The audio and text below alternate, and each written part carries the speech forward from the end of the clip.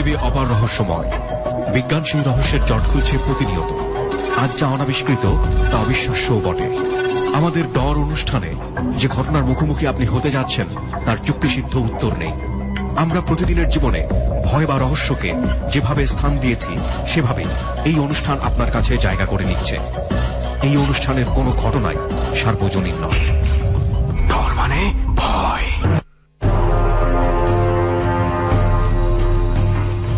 আমন্ত্রণ জানাচ্ছি ডরের ৬৭তম পর্বে।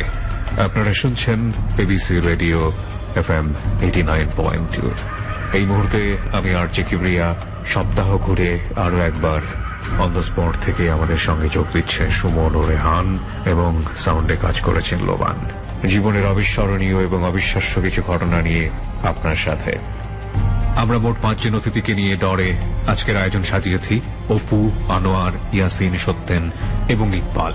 এবং ডরটি ধারণ করা হয়েছে শান্তিনগরের কোন একটি ভৌতিক জায়গায়।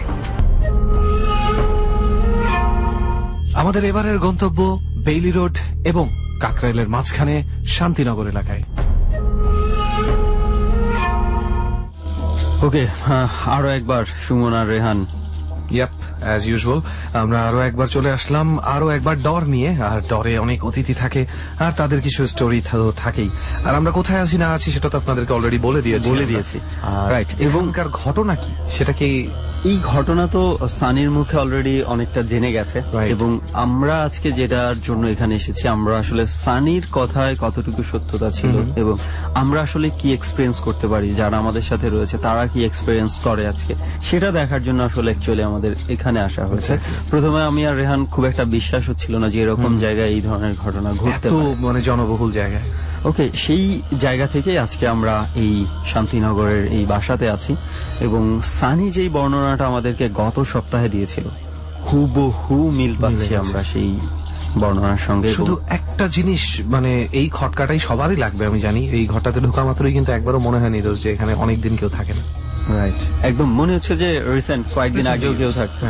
ওকে, যাই হোক, সেই ঘটনা, এই ঘরের এক্সপিরিয়েন্স কি হয় না হয় সেটা ধীরে ধীরে আপনারা সবাই জানবেন, এবং আমরা আরো বিস্তারিত আলোচনা করব এই বাড়িটা নিয়ে। আমরা নতুন নতুন কিছু ইনফরমেশন পেয়েছি এখানে এসে, সো সমস্ত কিছু আমরা শেয়ার করব আজকে আপনাদের সঙ্গে। তবে আমাদের সঙ্গে যাদের এক্সপিরিয়েন্স শেয়ার করার জন্য যারা আজকে বসে আছেন, তাদের এক্সপিরিয়েন্সের দিকে এবার আমরা বাড়াই, কি বলছি?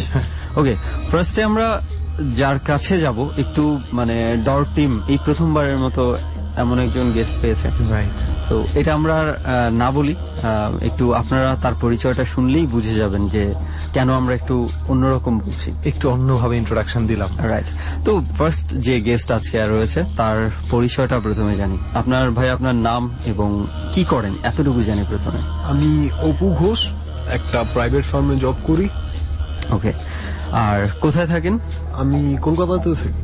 রাইট, সেই জন্যই আমি আর রেহান বলছিলাম যে এক্সক্লুসিভ কেন, কারণ হচ্ছে কলকাতা থেকে এই প্রথমবারের মতো গেস্ট আমাদের সঙ্গে যোগ দিয়েছে। অন্যরকম একটা ব্যাপার, কলকাতা থেকে আমাদের প্রোগ্রাম শুনে, বাট এই পর্যন্ত চলে এসে নিজের ঘটনাগুলো শেয়ার করা, আমার মনে হয় ইটস সামথিং এলস ম্যান। ওই দিন বলতেছিলাম না আমরা যে এক সময় হয়তো আমরা ওভারসিজ যাব, ইন্টারন্যাশনাল প্লেসেস, হন্টেড প্লেসেসে যাব, বাট ইটস অলরাইট যদি ওভারসিজ ভাবে হন্টেড প্লেস গুলো আমাদের কাছে আসতে থাকে, we have no problem. Right, so আমাদের দুজনেরই একটা কিউরিওসিটি আছে, যেটা হচ্ছে যে আপনি ডর সম্পর্কে জানলেন কিভাবে? আপনি কলকাতাতে থাকেন, কলকাতাতে নিশ্চয়ই আমাদের আর অন এয়ার হয় না ওখানে। এক্স্যাক্টলি, সো আপনি ডর সম্পর্কে কিভাবে জেনেছেন? আসলে আমি ওই ফেসবুকে একদিন আপনাদের একটা প্রোগ্রাম দেখলাম। আচ্ছা, পোস্ট দেখেছেন পেজে? পোস্ট দেখলাম পেজে, তো আমি ডরের একটা ডাউনলোড লিংক পেলাম। আচ্ছা, আমার একটা কৌতূহল ছিল বলে আমি ওটা ডাউনলোড করে শুনলাম, তো বেশ ভালো লাগলো আমার প্রোগ্রামটা। আচ্ছা, ভালো লাগার ফলে আমি এখানে এসেছি, আজকে প্রায় 10 দিনের জন্য একটা ট্যুরে এসেছি বাংলাদেশ। এসেই আমি নক করলাম এবিসি কে যে আমার একটা স্টোরি আমি এদের কাছে পৌঁছতে পারি কিনা। অনেক ধন্যবাদ যে অপু ভাই আপনি নক করেছেন আমাদেরকে, তা না হলে আমরা মিস করে যেতাম। এবং কলকাতাতেও যে আমাদের প্রোগ্রাম শোনা হয়, এটা শুনে আমাদের আজকে খুবই ভালো লাগছে। ডর ফ্যামিলির যারা আছে সবাই নিশ্চয়ই আজকে প্রাউড ফিল করবে। Of course, I am sure, of course Kolkata থেকে, সুদূর কলকাতা থেকে আমাদের সাথে জয়েন করেছে। কিন্তু কেন জয়েন করেছেন উনি, কোন ঘটনাগুলো উনি আমাদের সাথে শেয়ার করতে চায়, সেটার জন্য অপেক্ষা মনে হয় সবার সবচেয়ে বেশি। রাইট। সো তাহলে আমরা আর অপেক্ষা না বাড়িয়ে আমরা ঘটনার দিকে চলে যাই। Let's অপু move ভাই, towards আপনি the stories. কোন ঘটনাগুলো আমাদের সঙ্গে শেয়ার করতে চান আজকে? আমার দুটো ঘটনা আমি বলবো আপনাদের সাথে। ফার্স্ট অফ অল যেটা, ওটা হচ্ছে গিয়ে আমি থাকি কলকাতায়, কলকাতার বাগুইআটি অঞ্চলে। আচ্ছা। তো আমাদের একটা বাড়ি কেনা ছিল আপনার আদিশক্তগ্রাম বলে একটা জায়গায়, ওটা হচ্ছে ব্যান্ডেল, হুগলি জেলা। এটা কি মানে কলকাতা থেকে কলকাতা বাইরে? থেকে আপনার বাই ট্রেন, কলকাতায় বাই ইন্ডিয়াতে মেন আপনার ট্রান্সপোর্টটাই ট্রেন। তো ওখান থেকে আপনার বাই ট্রেন 1.5 hour, আচ্ছা, 1.5 ঘন্টা সময় লাগে। দ্যাট মিনস অনেক দূর, অনেকটা দূরত্ব। ওকে। তো সেখানে বিগত 15-20 বছর আগে আমাদের একটা বাড়ি কেনা আছে। আচ্ছা, তো আমরা সবাই কলকাতায় থাকার দরুন সেখানে আর আমরা কেউ থাকি না। আচ্ছা, ওকে। আর আমার অফিসও কলকাতায়। তো ওখানে বাড়িটা এতদিন ধরে ফাঁকা থাকার তার মানে কারণে- কি বাড়িটা পরিত্যক্ত অবস্থায়, মানে একদম কেউ থাকে একদম না? একদম কেউ নেই, আচ্ছা। মানে কোনো মানে কিচ্ছু নেই, একেবারেই খালি। তালা বন্ধ অবস্থায় পড়ে আছে দীর্ঘ আপনার এই 15-20 বছর। আচ্ছা, তো হঠাৎ একটা পেপারস এর একটু ঝামেলা দেখলাম। আমাদের যে লয়ার আছে, তো উনি তখন আমাকে এই ব্যাপারটা নিয়ে বললো যে আপনি এক কাজ করুন, আপনাদের ওখানকার কিছু ডকুমেন্টের যে প্রবলেম গুলো আছে, লিগেল পেপারের প্রবলেম আছে, তো আপনি ওখানে স্টে করা শুরু করে দিন। আচ্ছা। ওখানে থাকতে শুরু করে দিলে আপনার কোনো প্রবলেম হচ্ছিল কি বাড়ি নিয়ে? প্রবলেমটা এটা হচ্ছিল যে অনেক দিন না থাকার ফলে আশেপাশের যে লোকজনগুলো ছিল আচ্ছা, তাদের একটু অত্যাচার শুরু হয়ে গেছিল, মানে বাড়িটাকে জবরদখল করার মতন একটা ওকে, প্ল্যান যেহেতু হচ্ছিল। এত বছর ধরে একটা কিছু প্রপার্টি পড়ে এই থাকলে একটা কারণে আমাকে কলকাতা থেকে ওখানটায় শিফট হওয়ার একটা প্ল্যান করতে হলো। আচ্ছা, আচ্ছা। তো আমি শুরুর দিকে মোটামুটি ওই সপ্তাহে 1-2 দিন এরকম করে করব প্ল্যান করে রাজিও হয়ে গেছি, কারণ যাই হোক একটা পৈতৃক সম্পত্তি হাতছাড়া করতে দেয়া যায় না। তো হলো কি, যখন গিয়ে পৌঁছলাম ওখানে, তো একদমই অন্যরকম একটা জিনিস, আমার মানে চিন্তার বাইরে। শহরে থাকা মানুষ তো যখনই গেছি একদম জঙ্গল টঙ্গল হয়ে মানে বিচ্ছিরি একটা অবস্থা। স্বাভাবিক মানে একটা বাড়ি একেবারে যদি প্রাকৃতিক 15-20 রূপে পৌঁছে বছর গেছে। যাবত যদি এইভাবে পড়ে থাকে, Right. পুরো তো জঙ্গল হয়ে যাওয়ারই কথা। হ্যাঁ, এইরকমই অবস্থায় হয়েছিল। তো করলাম আশেপাশের 2-3 জন লোক নিয়ে ওটাকে একটু পয় পরিষ্কার করে যেন বাসযোগ্য হয় আর কি, এরকম একটু করার চেষ্টা করলাম। তো মোটামুটি হলো, আমি থাকতে শুরু করলাম, 1-2 দিন এরকম থাকি। তো এর মধ্যে একটা ঘটনা এরকম 1-2 দিন বলতে মানে কি মানে আপনি? সপ্তাহে আচ্ছা, সপ্তাহে 2-1 দিন করে ওখানে সপ্তাহে, একটু একটু হ্যাঁ, করে থাকা থাকা শুরু শুরু করলাম। ওকে। আর বাকি দিনগুলোতে ওগুলো আমি কলকাতাতে কলকাতায় থাকি। ওকে। আসলে আমাদের স্যাটারডে সানডে অফ থাকে, তো আমি ওই দিনগুলো চেষ্টা করি যে ওখানে কাটিয়ে দেন আবার যেন মানডে থেকে অফিসটা করতে পারি। আচ্ছা, আচ্ছা। তো ওই যে গ্রাম, খুব সুন্দর একটা গ্রাম, ওকে। আর লোকজন বলতে খুবই কম, আচ্ছা। জনবসতি নেই বললেও চলে। ওর পাশ দিয়ে আপনার অনেক বড় একটা হাইওয়ে আছে, কিন্তু খুব পপুলার না। আচ্ছা, আচ্ছা। এখন অব্দি সেরম ভাবে এর মধ্যে যান চলাচল খুব একটা নেই। আচ্ছা। আর এখানকার হচ্ছে স্টেশন থেকে আমাদের বাড়ির যে ডিস্টেন্স, আপনি যদি পায়ে হেঁটে যান তাহলে পরে 30 মিনিটের মতন লাগবে। আচ্ছা, তো ওখানকার মানুষের লোকাল ট্রান্সপোর্ট বলতে সাইকেল। ওকে। দ্যাট মিনস হচ্ছে প্রত্যেকটা আপনি বললেন যে ট্রেন হচ্ছে আপনাদের প্রধান বাহন। দ্যাট প্রধান। মিনস ট্রেন স্টেশনে আপনি যখন আপনার গ্রামে নামেন, ঠিক ট্রেন স্টেশন থেকে আপনার বাড়িতে যেতে হাঁটা পথে 30 হাঁটা মিনিটের পথে দূরত্ব। 30 মিনিট। ওকে।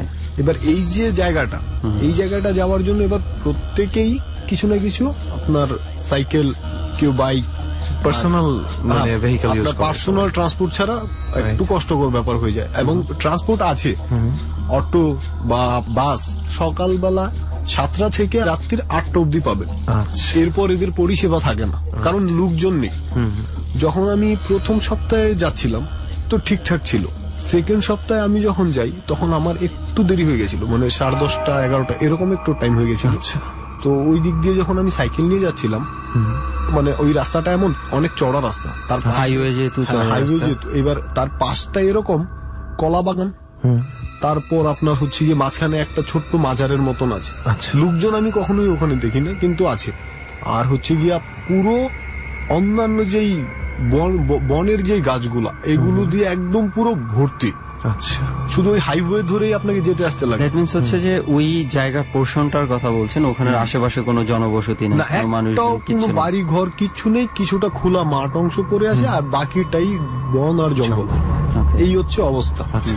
তো যাচ্ছিলাম সেদিনকে সাইকেল করে। কয়টা বাজবে তখন? তখন আপনার ধরে নিন এই 11:30 এরকম কিছু একটা টাইম হবে। আচ্ছা। আচ্ছা। একদম নীরব, একটা লোকও নেই রাস্তায়, যাওয়ার সময় হঠাৎ আমার মনে হলো যে এই মাজারটা পার করে কলা বাগানটার এখানে যখন এসেছি তখন আমি একটা শব্দ শুনতে পাই।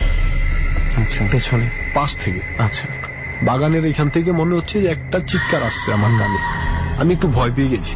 আচ্ছা, ভালোই ভয় পেয়ে গেছি। মানে চিৎকারটা কি যথেষ্ট জোরে ছিল? চিৎকারটা বেশ ভালো রকম জোরে ছিল। আচ্ছা, তো এইটা যখন শুনলাম আমি একটু ঘাবড়েও গেছি। তো আমি সাইকেল করছিলাম, তো ওই সাইকেলিং করতে করতে আমি একটু স্পিড বাড়িয়ে দিলাম। তো যতই স্পিড বাড়ছে তখন আমার মনে হতে লাগলো যেন চিৎকারের শব্দটাও আমার সাথে সাথে আসছে এবং তার মাত্রাও বাড়ছে। চিৎকারটা মানে বন্ধ হয়নি, চলছে? বন্ধ হয়নি, কন্টিনিউ চলছে এবং তার আওয়াজের জন্য আমি এত ভয় পেয়ে গেছি, আচ্ছা, মানে বলার মতো না। ওকে, তারপর তখনই আমি একটু মানে এটা লাকিলি হয়তো পেয়ে গেছি। আমি তখনই লক্ষ্য করলাম যে একটা মাল বহনকারী truck at the same time আমার পেছন থেকে আসছে। আচ্ছা, ওই লাইটের আলোটা পেয়ে আমি একটু সুস্থ হলাম। দেন আমি সাইকেলিংটা আরো স্পিড বাড়িয়ে দিলাম, ওকে, দিয়ে আমি বাড়ি ঢুকে গেছি। তো ওই অবস্থাটা আমি পরের দিনকে পাড়া প্রতিবেশীর কাছে জিজ্ঞেস করলাম যে এইরকম বিষয়টা কি। এটা কি আপনি একদিনই পেয়েছেন নাকি? না, এইটা আমি মানে প্রায় আপনার 3-4 দিন পেয়েছি। আচ্ছা, আর এবং ওই একই জায়গা থেকে? একই জায়গা থেকে। আর সব থেকে মজার বিষয় হচ্ছে কি, যখন আমি আরো অন্য কারোর সাথে যাচ্ছি, 2-3 একসাথে যাচ্ছি, তখন আমি এটা পাচ্ছি না। ও দ্যাট মিন্স হচ্ছে আপনি ওই সময়টাতে একা যদি যান। যখনই আমার একটু ফিরতে দেরি হয়ে যাচ্ছে, মানে আমার কলকাতায় অফিস, আমার এই প্রবলেমের কারণে আমাকে এখানে শিফট হতে হয়েছে। তো ওখান থেকে যখন রাত্রিবেলা ফিরতে লাগে, কানেক্টিং ট্রেনের যে গন্ডগোলটা আছে, ধরুন আমি একটা ট্রেন কোনো কারণে মিস করে গেলাম, তো আমাকে 1 ঘন্টা ওয়েট করে থাকতে লাগে। ওই গ্যাপটার জন্য দেরিটা হয়ে যায় আমার ফিরতে। আচ্ছা, ওইটা দেরি হয়ে যাওয়ার কারণে তখন আমি একা হয়ে যাই। ওকে, এই প্রবলেমটা আমার সাথে এই 3-4 দিন এরকম হওয়ার পরে আমি জিজ্ঞেস করলাম ওকে, পাশের বাড়ির যারা আছেন তাদের তারপরে কাছে। জবাব কি পেলেন? তো সেখান থেকে জবাব পেলাম যে ওই রাস্তাটা এমনিতে খুব খারাপ রাস্তা, আচ্ছা, মানে চুরি, ছিনতাই, ডাকাতি এই ধরনের একটা ব্যাপার ছিল। তো এগুলা করতে গিয়ে মোটামুটি 2-একটা মার্ডারও হয়েছে ওই জায়গাতেই। হ্যাঁ, ওকে। তো ওইটা শোনার পর থেকে আমি ওই রাস্তাটা একটু অ্যাভয়েড করেন আর কি। আচ্ছা, ওখানে গ্রামবাসীরাও কি এই ধরনের এক্সপিরিয়েন্স হয়েছে? হ্যাঁ, ওনাদের কাছে আমি শুনেছি। এবার ওনারাও এরকম চিৎকারের পেয়েছে? এইটা ওনাদের কাছ থেকে শোনার পরে এবং আমি মানে নিজের সাথে হওয়ার পর থেকে আমি পুরোপুরি এখন অ্যাভয়েড করছি ওই রাস্তাটা। কিন্তু যদি আমি মোটামুটি আপনার ধরে নিন 8টা 8:30টার মধ্যে চলে আসি, তখন আর প্রবলেমটা হয় না। এখন চেষ্টা করি আমি যেন এই টাইমের মধ্যে চলে আসতে পারি। তার মানে আমরা বলতে পারি যে এখন আপনি অনেকদিন ধরে ওই সময়তে যান না, অ্যাটলিস্ট ওই রাস্তা দিয়ে। আমি ওই সময়, তার মানে সেই চিৎকারের এক্সিস্টেন্স এখনো হয়তোবা আছে। আর যেটা বুঝলাম চিৎকারটার ধরন থেকে, যে উনি যখন বললেন যে যখন উনি 2-3 জন সাথে যায় তখন কিন্তু এই চিৎকারটা উনি শুনতে পান না। আবার গ্রামবাসীরা ঠিকই শুনেছে, কেউ না কেউ নিশ্চয়ই, তারাও তখন একাই ছিল। দেখুন, ওখান দিয়ে কেউ একা যাতায়াত করলে একা, তাও আবার কিন্তু একটা নির্দিষ্ট সময় আছে। 8টা 8:30টার মধ্যে যদি কেউ যায় ওখানে, তখন কিন্তু কোনো সমস্যা নেই। যখনই 10টার উপরে বেজে যাচ্ছে, রাত গভীর হচ্ছে, তখনই এই ঝামেলাটা দেখা দিচ্ছে। রাইট। সো দ্যাট মিন্স হচ্ছে আমরা জানি না আসলে ওইটার কি এক্সিস্টেন্স এখন, কতটুকু আছে কতটুকু নাই, যেহেতু আপনি আর ওই সময়ে ওখান দিয়ে যান না। দ্যাট মিন্স আমরা ধরেই নিতে পারি হয়তোবা জিনিসটা এখনো আছে। আর এটার কারণ হিসেবে রেয়ান কি হতে পারে? আমি জানি না যে এখানে উনি বললো যে 2-একটা খুনের ঘটনাও ঘটেছে। সেই চিৎকারগুলো কি আসলে মানুষজনকে কিছু বলতে চাইছে নাকি অন্য কিছু বুঝাইতে চাইছে? আমি আসলে না, মানে এই জিনিসটা আমি দেখলাম দোস্ত, মানে একটা সত্যি কথা বলতে এক বর্ডার ক্রস হলে এগুলো ডেফিনেশন। চিৎকারগুলো কি আসলে মানুষজনকে কিছু বলতে চাইছে নাকি অন্য কিছু বুঝাইতে যাচ্ছে? আমি আসলে না, মানে এই জিনিসটা আমি দেখলাম দোস্ত, মানে সত্যি কথা বলতে এক বর্ডার ক্রস হলে এগুলো ডেফিনেশন চেঞ্জ হয়। হ্যাঁ, ফর এক্সাম্পল দেখা যাচ্ছে যে most of the time Indian subcontinent যেটা আছে, মানে টোটাল এশিয়া যদি আমি ধরি, এখানে এশিয়ার মধ্যে আবার জাপানটাকে আমার বাদ দিতে হবে। জাপান বাদ দিয়ে এশিয়া ধরলে দেখা যায় যে এগুলোকে সবসময় নেগেটিভ মাইন্ডে, অনেক সময় পজিটিভ মাইন্ডেও নেওয়া হয়। কিন্তু জাপানের ক্ষেত্রে যদি আবার জাপানিজ ডেফিনেশনে তুই যাস, তাহলে ওরা ধরেই নেয় যে কোনো জায়গায় খুন বা এই ধরনের কিছু হলে সেখানে একটা মানে প্রতিশোধ জিনিসটাকে যদি আমি একটা নাউন হিসেবে ধরি, একটা মানুষ হিসেবে ধরি, সেটা নাকি জীবিত থাকে। ওই এনভায়রনমেন্টটা নাকি সবার ক্ষেত্রেই ওই প্রতিশোধটা নিতে চায়। যেই যাক ওই এলাকাটাতে, তাকেই ওই ফিলিংসটা দিতে চায় যে দেখো আমি কি পরিমাণ কষ্ট পেয়ে চলে গেছি বা যেতে হয়েছে। সেটাই আমি বলছিলাম যে এখানেও কি এই ধরনের কোনো কিছু হতে পারে? এরকম হতে পারে। আবার দোস্ত, তোকে একটা ঘটনা শুনেছিলাম অনেক আগে, আমার এক কাজিনের কাছ থেকে শোনা গল্পটা, যে একটা জায়গা থেকে সবসময় শব্দ পেত, এক সময় দেখলো যে ওইখানেই পানির ট্যাঙ্কের নিচে একটা লাশ। ঠিক আছে, ওই ওই লাশটা উদ্ধারের জন্য, লাশটা যখন একবার পাওয়া গেছে তারপর থেকে আর ভয়ও দেখায়নি কেউ, তারপর থেকে প্রবলেম হয়নি। তার মানে কি ওই লাশটা হয়তো বা চাচ্ছিল কোনোভাবে নিজেকে রিভিল করতে যে আমাকে এখান থেকে সরিয়ে নিয়ে যাও। So how do you know which one is positive আর হুইচ ওয়ান ইজ নেগেটিভ? আরো একটা ঘটনা তোর মনে আছে, সাদ্দাম বলেছিল তার বাবার একটা ঘটনা, নামাজ পড়তে যাওয়ার সময় কোন একটা লাশের দিকে উনি চলে গিয়েছিলেন, একটা লাশ ওনার সাথে দেখা দিয়েছিল। এরকম ঘটনা ঘটে, হয়তো অনেক সময় এগুলো কোনো কিছু বলতে চায় যেটার ভাষাটা হয়তো আমাদের কাছে জানি বলেই আমরা ভয় পাই। রাইট। তো যাই হোক, জানি না আমরা এটা কি ছিল আদৌ। তো আপনি বলেছিলেন যে আরো একটা ঘটনা, দুটো ঘটনার কথা বলেছিলেন আপনি। দ্বিতীয় ঘটনাটা কি? ওটা আমার বাড়িতে, যে বাড়িতে আপনি আমি যে বাড়িতে থাকা শুরু করেছি। কিরকম? আমার বাড়িতে ওটা এরকম ছিল, যখন আমি রাত্রিবেলায় ধরুন আমার ডিনার কমপ্লিট করে যখন ঘুমোচ্ছি, তো হঠাৎ একদিন মনে হচ্ছে, তখন সবে কদিন হবে আপনার ওই 10-12 দিন হবে তখন আমি থাকতে শুরু করেছি। আচ্ছা। তো হঠাৎ একদিন রাত্রিবেলায় মনে হচ্ছে আমার বারান্দাতে কেউ একজন হাঁটাহাঁটি করছে। আচ্ছা। তো আমার উঠে গেছি, আমি উঠে গিয়ে হঠাৎ চিন্তা করলাম যে কে হতে পারে, কেউ তো এখানে আসার নেই, কারণ আমার বারান্দাটা এমন একদম গ্রিল করা আছে। আচ্ছা। ওকে। দুদিক থেকেই গ্রিল করা আছে এবং বাইরে বারান্দাতে কেউ ঢুকতে পারবে না, ওটা তো কোনো চান্সই নেই। এবং বাইরে যে আমার পুরো প্রাচীর দেয়া আছে তার মধ্যে গ্রিল দেয়া, তালা দেয়া। ওকে, দ্যাট মিন্স পুরো বাড়ি বাউন্ডারি করা, তার মধ্যে গেটে তালা দেয়া, তার উপর বারান্দাতেও হচ্ছে তালা দেওয়া। বারান্দাতেও ঢুকতে পারবে না, কেউ ঢুকতে পারবে না। তো তখন আমি বুঝলাম যে হয় নতুন জায়গায় এসেছি, হয়তো আমার মনের একটা ভুল কিছু ধারণা। তো ঠিক আছে, আমি ঘুমিয়ে পড়েছি। আচ্ছা। তো ওই জিনিসটা এমন হলো যে ওর পরের দিনকেও আমার একদম সেম টাইমে একই জিনিস হলো। আমার মনে হচ্ছে কেউ একটা হাঁটাহাঁটি করছে। এটা ঠিক কয়টার সময় রাতে? ওটা হয়ে গেছে প্রায় ধরুন 1:30 নাগাদ। ঘুমের ঘর থেকে জেগে যাচ্ছি হাঁটার আওয়াজ শুনে। আচ্ছা, তাহলে তো যথেষ্ট জোরে শব্দ হচ্ছে, বেশ ভালো রকম ভাবে। এবং তৃতীয় দিন যেটা হলো, তৃতীয় দিন একদম আমার যে পাশের রুমটা আছে, আমার ওই পাশের রুমটাতে মনে হচ্ছে কিছু নড়াচড়ার আওয়াজ। তো যখন আমি আওয়াজ শুনতে পাই, পাশের রুমটা মাঝখানে দরজা খুলে আমি ঢুকি। তো তখন গিয়ে লাইট জ্বালিয়ে দেখি কেউ নেই, আর কোন জিনিস যা যা যেরকম ভাবে ছিল ঠিক সেরকম ভাবেই আছে, কিছু নেই। তো আমি এসে শুয়ে পড়ি। তো শুয়ে পড়ার পরে আবার আমি আচ্ছা, আপনি বললেন যে বারান্দায় আপনি হাঁটাহাঁটির শব্দ পেয়েছিলেন, কোনো কিছু দেখতে পেয়েছিলেন ওখানে? না, ওখানে আমি ওই তখন তো কিছু দেখতে পাইনি। আমি চেষ্টা করছিলাম দেখার মতন কিছু পাই কিনা বা কেউ হাঁটছে কিনা। ওইটা হচ্ছে গিয়ে আমি ভয়ের চোটে তো দরজা খুলিনি, আমি জানলা দিয়ে একটু 4টে পার্টের আমার জানলা, তারপরে হচ্ছে দরজা। তো একটা পার্ট আমি একটুখানি খুলেছিলাম। আচ্ছা। আর ভেতর থেকে বারান্দার লাইট অন করে। তো আমি কিছু দেখতে পাইনি। তো দেখতে পাইনি। তখনও কি মানে আপনি যখন দেখছিলেন যে বারান্দাতে কিছু নাই, শব্দটা কি পাচ্ছিলেন? তখনও শব্দ শোনা যাচ্ছে। আমার ভয়ের কারণটাই ওটা। আমি শব্দ বুঝতে পারছি যে যখন আমি দেখছি যে বারান্দাতে কিছু নাই, অথচ বারান্দা থেকে শব্দ আমি পাচ্ছি যে কেউ হাঁটতেছে কন্টিনিউ, মানে অদ্ভুত। তারপর আমি আপনার আধ ঘন্টা 40 মিনিট পর আমি ওয়াশরুমে যাওয়ার জন্য বেরোই। আমার হাতে টর্চ নিয়ে আমি বেরোই। দরজার ওয়াশরুমটা যেতে লাগে, আপনার বললাম যে বারান্দায় গ্রিল, তো আমার ডান পাশে একটা গেট আর বা পাশে একটা গেট, দুটোই লক করা থাকে। তো আমার ওয়াশরুমে যেতে গেলে বা দিকের যে গেটটা ওটা দিয়ে যেতে লাগে, তো আমাকে বেরোতেই হবে। তো আমি বেরিয়েছি। বারান্দায় বেরোতেই আমি একদম চমকে গেছি। উঠোনের যে আমার গাছগুলো লাগানো আছে, ওখানে আমার মনে হচ্ছে কেউ হাঁটাহাঁটি করছে। দেখতে পাচ্ছেন? এবার আমি দেখতে পাচ্ছি কেউ একজন হাঁটছে। মানে অদ্ভুত একটা জিনিস, আমার মানে শরীর ঠান্ডা হয়ে যাওয়ার মতো অবস্থা। এবং সব থেকে অদ্ভুত যেটা, সেটা হচ্ছে উনি একটা গাছ থেকে আরেকটা গাছ এই ডিস্টেন্সটুকুর মধ্যেই হাঁটছে। আচ্ছা, এর বাইরে না। আপনি এটার চেহারা দেখতে পেয়েছিলেন? আমি খুব ওনাকে স্পষ্ট কিছু দেখতে পাইনি, কিন্তু কাঠামো দেখা যাচ্ছে, একটা মানুষ যে আছে সেটা বেশ ভালো রকম ভাবে বোঝা যাচ্ছে। তো এই জিনিসটা অনেকটাই আমাকে ভয় পাইয়ে দিয়েছিল। তো আমি সাথে সাথে আবার আমার রুমে ঢুকে গেছি। আমি আর সেদিনকার মতো বাইরে বেরোতেই পারিনি। তো পরের দিন থেকে আমি কলকাতায় ফিরে এসেছি। আমার আর ওখানে থাকারই কষ্টকর ব্যাপার হয়ে দাঁড়িয়েছে। তো পরের দিন কলকাতায় ফিরে এসেছি। ফিরে এসে আবার 7 দিন পর গেছি। যাওয়ার পরে আশেপাশে যারা আমাদের আছেন তাদের সাথে অনেক রকম আলোচনা করে জানা গেছে যে এত বছর ধরে পড়ে আছে, আর আমরা তো হিন্দুরা যারা একটু পুজো টুজো এই সমস্ত ব্যাপারগুলোকে খুব মানি। তো ওনারা বললো যে আপনারা একটু পুজো টুজো করে থাকা শুরু করে দিন, তাহলে আশা করি এই ধরনের প্রবলেম গুলো মনে হয় হবে না। তো তখন আমরা পন্ডিত এনে ওই পুজো টুজো করিয়ে থাকতে শুরু করলাম।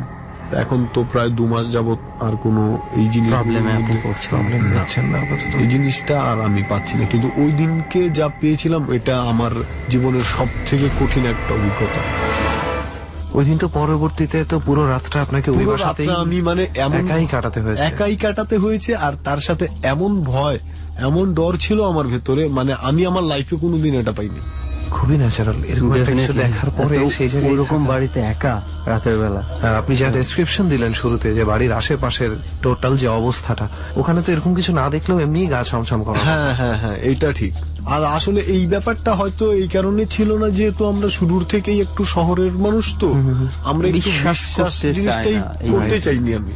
তো যখন বিশ্বাস করতে চাইনি হয়তো তার জন্য আমাকে একটু বেশি। আসলে এরকম ঘটনার সামনে যত আধুনিক মানুষই পড়ে যাক না কেন, তখন আর বিশ্বাস না করে উপায় থাকে না। এক্স্যাক্টলি, কারণ ঘটনাগুলো আরো বেশি আধুনিক। আমি যদি খুব সায়েন্টিফিক ভাবেও যদি কেউ আমাকে বলতে যায়, তাহলে আমি বলবো যে এই লোকটা সায়েন্টিফিক লজিক দিয়ে কিভাবে এই বারান্দায় আসে আপনি প্রমাণ করে দিন, আমি আর ভয় পাবো না।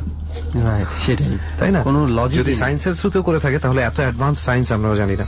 হ্যাঁ, তারপরে এখন আপনি কি করেন? এখন কি ওইখানে থাকা হয়? এখন হ্যাঁ, এখন আমি থাকি ওখানে। এখন আমি 2 মাস যাবত আমি ওখানে থাকা শুরু করে দিয়েছি, কন্টিনিউ করি ওখান থেকেই। আমার বাড়ির প্রবলেমটা আর হয় না, কিন্তু ওই রাস্তার ভয়টা আমার মধ্যে এখনো কাজ করে। আপনি ওই সময়টা এখনো ওই রাস্তাতে আর কখনো ওই সময়ে যান না? ওটা আমার মধ্যে এখনো কাজ করে, এই ভয়টা আছে আমার মধ্যে।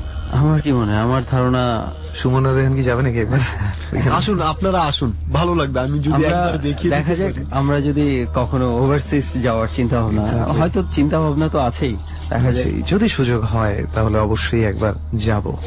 আর ঘটনাগুলো মানে অনেকেই আমাদের কাছে অনেক রকম অনেক ঘটনা বলে। কিছু ঘটনায় হয়তো বিভৎস কিছু মানুষের বা মানুষরূপী কোনো কিছুর অনেকটা সিম্বলিজম থাকে, বা এই ধরনের কিছু দেখে যেটা দেখলে যে কেউই ভয় পেতে পারে, এই ধরনের। বাট আপনার যেই ঘটনাগুলো যেগুলো আপনি শেয়ার করলেন, সেগুলোর মধ্যে কিন্তু আসলে প্রচন্ড পরিমাণে আতঙ্ক বিরাজ করে। আর আরেকটা বিষয় হচ্ছে যে এই ঘটনাগুলোর প্রমাণ আমরা অনেক পাচ্ছি যে আসলে কোনো একটা আবাসস্থল যদি খুব মানে আনইউজড অবস্থায় পড়ে থাকে, আসলে কেউ না কেউ থাকতে শুরু করে। একটা ঘটনা আমি বলি যে সেটা হচ্ছে পাকিস্তানের খুব সম্ভবত পেশোয়ারে কিংবা করাচিতে একটা ফোর্ট আছে। ফোর্টটা, এটা ফোর্ট বলা ঠিক হবে না, যেটা হচ্ছে যে ধর আগের দিনের বাড়িগুলো যেমন থাকতো অনেক বড় সড়ো, শুধু সিমেন্টের আর ইটের, সিমেন্ট না তারা কি যেন ইট আর চুনা ইউজ করে যে বাড়ি বানাতো। তো পাকিস্তানের খুব সম্ভবত করাচিতে এটা এরকম একটা বাড়ি আছে, যে বাড়িটা হচ্ছে একদম বাউন্ডারি করা। ওখানে মনে কর যে দরজা যেগুলো আছে, দরজা জানালা সব ইট দিয়ে ব্লক করে দেওয়া হয়েছে। কেন দেওয়া হয়েছে? যে ওই লোকাল এরিয়ার মানুষজন যেটা ধীরে ধীরে অস্তিত্ব টের পেয়েছে যে আগে এইখানে একটা ফ্যামিলি ছিল, যেটা হচ্ছে 47-এ হয়তো যখন ডিভাইডেশন হয়েছে, একটা ফ্যামিলি এখান থেকে আর কি শিফট হয়ে পাঞ্জাব চলে যায়। তখন থেকে এই বাড়িটা খালি ছিল। তো একটা পর্যায়ে ওখানকার মানুষজন খেয়াল করলো যে ওখানে মানে কিছু হয়তো কেউ কিছু থাকছে, মানে যারা পরবর্তীতে যে এটা দখল করে থাকার চেষ্টা করেছে, তারা দেখছে যে ওখানে প্রবলেম হচ্ছে, যে আজকে এই জিনিসটা এখানে রাখছে কিন্তু এখানে থাকছে না, ওখান থেকে ওখানে চলে যাচ্ছে। তো এক এক করে অনেকেই এটা ট্রাই করেছে, কিন্তু কেউ এটার কোনো কিছু পাচ্ছে না। তো একটা পর্যায়ে তারা যেটা টের পেল এবং বিশ্বাস করে এখনো, যে ওখানে জিনরা বসবাস করে। তো সেই জন্য করেছে কি, তারা ওখানে বসবাস ছেড়ে, এটা এমন হয়েছে তুই ওই বাড়িতে যদি যেতে চাস, তোকে মই দিয়ে ডিঙিয়ে বা কোনো না কোনো ভাবে ডিঙিয়ে তারপর যেতে হবে। মানে নর্মালি এন্ট্রেন্স নাই, একদম ব্লক করে দেওয়া হয়েছে এন্ট্রেন্স গুলো, শুধুমাত্র এই ভয়ের জন্যই ব্লক করে দেওয়া হয়েছে। বুঝতে পেরেছি। Well, this things happen. একটা টপিক নিয়ে আমরা কোনো এক ডরের এপিসোডে একদিন আমি আরেকটু রিসার্চ করে নিয়ে জিনিসটা নিয়ে কথা বলবো। তুই কি শুনেছিস কখনো ওয়াদিয়া জিন নামে একটা শহরের কথা? ওয়াদিয়া জিন না তো। ওয়াদিয়া জিন এটা মিডল ইস্টে একটা শহর। ওয়াদিয়া মানে হচ্ছে শহর, আর জিন মানে তো তুই জানিস। শহরটার নামকরণই হয়েছে এটার উপরে, ওয়াদিয়া জিন। সেখানে কিছু রাস্তা আছে যেই রাস্তায় একেবারেই ঢালু না, বরং উল্টো দিক থেকে তুই বলতে পারিস যে হাই উপর দিকে চলে যাবে। এমন রাস্তায় এখানে ইউটিউবে প্রচুর ভিডিও পাবি, কোন রকম গাড়ি অ্যাক্সেলারেট করার প্রয়োজন পড়ে না, একা একা যায়। এবং এমনও কিছু রাস্তা আছে ওখানে যেখানে পানি ফেললে পানি যেখানে নিচে নেমে আসার কথা সেখানে উপর দিকে চলে যায়। তো এই শহরটা নিয়ে কিছু ঘাটাঘাটি আছে, তারপরে দেখলাম তো অনেক বাসা, আজকেও একটা বাসার ভেতরে আছি। পুরো একটা শহর যদি হন্টেড হয় তখন কি অবস্থা হয়, এটা আমাদের শ্রোতারাও একটু ঘাটাঘাটি করুক। এরকম ঘটনা আছে, জাপানে একটা সিটি আছে, এই সিটিটা মানে ঘোস্ট সিটি নামে পরিচিত হয়ে গেছে এখন। তো যাই হোক, এগুলো নিয়ে আজকে আর আমরা বলবো না, ধীরে ধীরে আপনাদের কাছে এগুলো আমরা শেয়ার করতে চাই। রাইট। সো আরো একবার আমরা ধন্যবাদ জানাতে চাই অপু ভাইকে, যে মানে সুদূর কলকাতা থেকে বাংলাদেশে এসছে এবং ডরে জয়েন করেছে। আজকে আমরা বলতে চাই এখান থেকে, যারা পৃথিবীর যে প্রান্তেই থাকেন না কেন, সেটাই ডরে আপনাদেরকে অলওয়েজ আমরা ওয়েলকাম করার জন্য অপেক্ষা করবো। Exactly, always always. আর যেখান থেকেই পারেন না কেন, ডর যদি শোনেন তাহলেই আপনি ডর টিমের অংশ হয়ে গেলেন, এবং আমাদের সাথে যোগাযোগ করার সবগুলো মাধ্যম আপনাদের খুব ভালোভাবেই জানা আছে। তো অনেক ধন্যবাদ অপু ভাই যে আমাদের এই জার্নিতে আসার জন্য। থ্যাংক ইউ অপু ভাই। আপনাদেরকেও ধন্যবাদ। ওয়েল, ডরে তো অনেক অতিথি আসে, আর আজকে যিনি এসেছেন অনেকের সাথে, সেটা হচ্ছে আমাদের আনোয়ার ভাই। আনোয়ার ভাইয়ের সম্বন্ধে একটাই স্পেশাল কথা জাস্ট বলে নিতে চাই, যে ডরে অংশগ্রহণ করার জন্য যথেষ্ট কাঠখড় পুড়িয়েছেন তিনি। সো আমরা সেভাবেই আশা করব যে হয়তোবা আমরা জানি না, হয়তোবা ততটা ভয়ঙ্করই হবে আনোয়ার ভাইয়ের গল্পগুলো। কি বলিস সুমন? আমরা জানি না কার কাছে কতটুকু ভয়ঙ্কর লাগবে, কিন্তু উনি যেহেতু ফেস করেছে, ওনার কাছে ডেফিনেটলি অনেক ভয়ঙ্কর রয়েছে। সো দ্যাটস ওয়াই উনি অনেক কষ্ট করে আমাদের টিমের সাথে যোগাযোগ করে তারপর এই জার্নিতে যুক্ত হয়েছেন। তো প্রথমে আমরা অনেক ধন্যবাদ জানাই আনোয়ার ভাইকে। আচ্ছা আনোয়ার ভাই, কি করেন আপনি? জি, আমি একটা ছোটখাটো জব করেন। ওকে, তো আনোয়ার ভাই, প্রথম যে এক্সপেরিয়েন্সটা আপনি আমাদের সাথে শেয়ার করতে চান, এই ঘটনাটার মুখোমুখি আপনি কবে হয়েছিলেন? কতদিন আগের ঘটনা এটা? জি, আমি 1997 সালের মাঝামাঝি অবস্থা, ওই সময় আমার সাথে এই ঘটনাটা ঘটে। তাহলে আমরা শুনি ঘটনাটা শুরু থেকে শুনি যে কিভাবে কি হয়েছে। ঘটনাটা, আমি চট্টগ্রাম থেকে আমি বাড়িতে আসছিলাম, তখন রাতের প্রায় 3:30। তখন আমি, আমার বাড়ি হচ্ছে কুমিল্লা জেলা, লাকসাম থানা। যে আমি নাঙ্গলকোট, তখন ট্রেনে আসছিলাম, নাঙ্গলকোট এসে নামছি ট্রেনে। ওখান থেকে আমি বাড়িতে আসবো, নাঙ্গলকোট থেকে রিক্সা করে আমি আসছি আমাদের ইউনিয়ন হেঁসাখাল বাজার বলে। আচ্ছা, ওইখান পর্যন্ত আসার পরে এখন আমি আর বাড়িতে আসতে পারতেছি না, কোনো লোক নাই। আমি ভিতর থেকে অনেক ভয় পাইতেছি এত রাত্রে। তারপর আমি আস্তে আস্তে বাজার থেকে পার হইলে একটা ব্রিজ পড়ে, বড় ব্রিজ। আচ্ছা, ওই ব্রিজটা পার হয়ে আমি নিচে নামছিলাম। ব্রিজটা উঁচু, তো আমি পার হয়ে নামছি। নামার পরে আমাদের ওই রাস্তাটা অনেক উঁচু, তখন নিচে জমিনগুলো অনেক নিচে জমিন। আচ্ছা, ওই জমিনের মধ্যে একটা শব্দ পাইতেছিলাম যে বাচ্চার আওয়াজ, কাঁদতেছে। ওকে, এখন আপনি কি তখন রাস্তায় হেঁটে যাচ্ছেন? জি, আমি হেঁটে সামনে এগোচ্ছিলাম। তখন হচ্ছে রাত প্রায় 3টা, রাত 3:30 বাজে, 3:30 প্রায়। আমি তখন, আমার কাছে শুধু একটা ঘড়ি ছিল আমার হাতে, তখন আমি আলো সিস্টেম ছিল, আলোটা আমি অন করে দেখলাম যে রাতের 3:30 বাজে। ওকে, তারপর কি হলো? তখন আমি আওয়াজটা শুনে কি ভাবলাম, এত রাত্রে বাচ্চার আওয়াজ। ডর সবসময় যে জিনিসটি মেনে চলে সেটি হলো ভয় উপভোগ করবার জন্য, ভয়ের অনুভূতি নিজের মধ্যে নিয়ে আসার জন্য পরিবেশ খুবই খুবই খুবই গুরুত্বপূর্ণ। আমরা রেসিপিটা বলে দিচ্ছি। ডর আপনি শুনবেন মূলত নির্জন কোনো জায়গায়, সেটা হতে পারে আপনার রুম যেখানে অন্য কেউ থাকবে না, কিংবা কাছের কোনো বন্ধুটি। পারলে একেবারে ক্রিস্টাল ক্লিয়ার সাউন্ড নিশ্চিত করুন রেডিওর, এবং হালকা করে আপনার ঘরের জানালাটা খোলা রাখুন। শুনতে থাকুন প্রিয় অনুষ্ঠান ডর, এবং ডুবে যেতে থাকুন গল্পের একেবারে গভীরে। ফিরছি আবারও ঠিক সেখানটায় যেখানে ছোট্ট একটা বিরতি নিয়েছিলাম। ডর।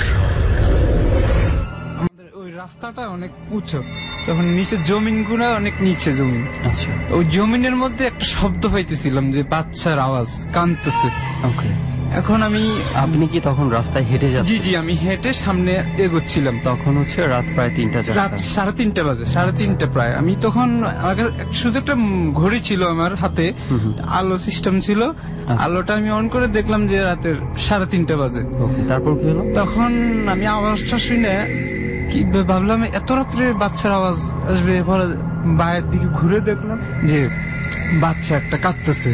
কোথায়? এই জমিনের নিচে। আমি তো রাস্তা হেঁটে যাচ্ছি, ওই জমিনের মধ্যে। রাস্তা থেকে দেখছেন যে নিচে যে জমিটা, সেই জমিতে বসে একটা বাচ্চা কাঁদতেছে। জি, আমার হঠাৎ ভয় থাকলো মনে হয়, হঠাৎ আমার দিলটা কেন জানি নরম হয়ে গেল যে আসলে বাচ্চাটা হয়তো কোনো বাচ্চা হইতেই পারে, কোনো আশেপাশে বাড়ি আছে, হয়তো বাড়ির থেকে কোনো বাচ্চা নেমে আসতে পারে। তখন আমি নিচে নেমে বাচ্চাটাকে ধরতে গেলাম। আচ্ছা, বাচ্চাটা আস্তে আস্তে পিছন দিকে যাইতেছে। তখন পিছন দিকে যাইতেছে, আমি বাচ্চাটা আরো ধরি, আরো যাইতেছে পিছন দিকে। তখন বাচ্চাটা হঠাৎ করে দুইটা নাকের দিয়ে দুইটা দাঁত বাইরিয়ে গেছে। আচ্ছা, দাঁতটা দেখে আমি খুব ভয় পেয়ে গেছি। ভয় পেয়ে তখন আমি বুঝতে পারছি এটা ভৌতিক কোনো কিছু হইতে পারে।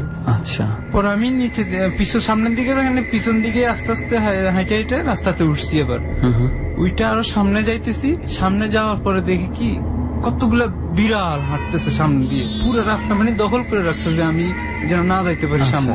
পরে আমি ওই বাচ্চাটা কি তখন? বাচ্চাটা নাই তখন, আর দেখতেছি না বাচ্চাটা উধাও হয়ে গেছে হঠাৎ করে। পরে সামনে যাই দেখতেছি কি আমি বিড়াল কতগুলা হাঁটতেছে। আচ্ছা, তখন তো আমি ভয় পেয়ে গেছি। আমি তো ভাবছি যে আমার আজকে মনে হয় শেষ, আমি আর হয়তো বাড়ি পর্যন্ত পৌঁছতে পারবো না, এরকম কিছু আমার মনের ভিতরে ফিল করতেছে।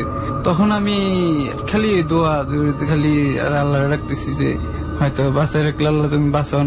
পরে যাক ওইখান থেকে হঠাৎ করে দেখছি যে এগুলা আবার উদাও হয়ে গেছে। দোয়াতে পড়তেছি, সামনে আগেতেছি, হাঁটতেছি। পরে আর কিছুক্ষণ সামনে যাওয়ার পরে একটা মোচর ফারানোর পরে দেখি যে কতগুলা কুকুর হাঁটতেছে। ওই কুকুরগুলা দেখার পর আমার ওই একই চিন্তা হয়েছে যে দোয়াদুরি পরে সামনে আগাই, আল্লাহ যা করে করবে।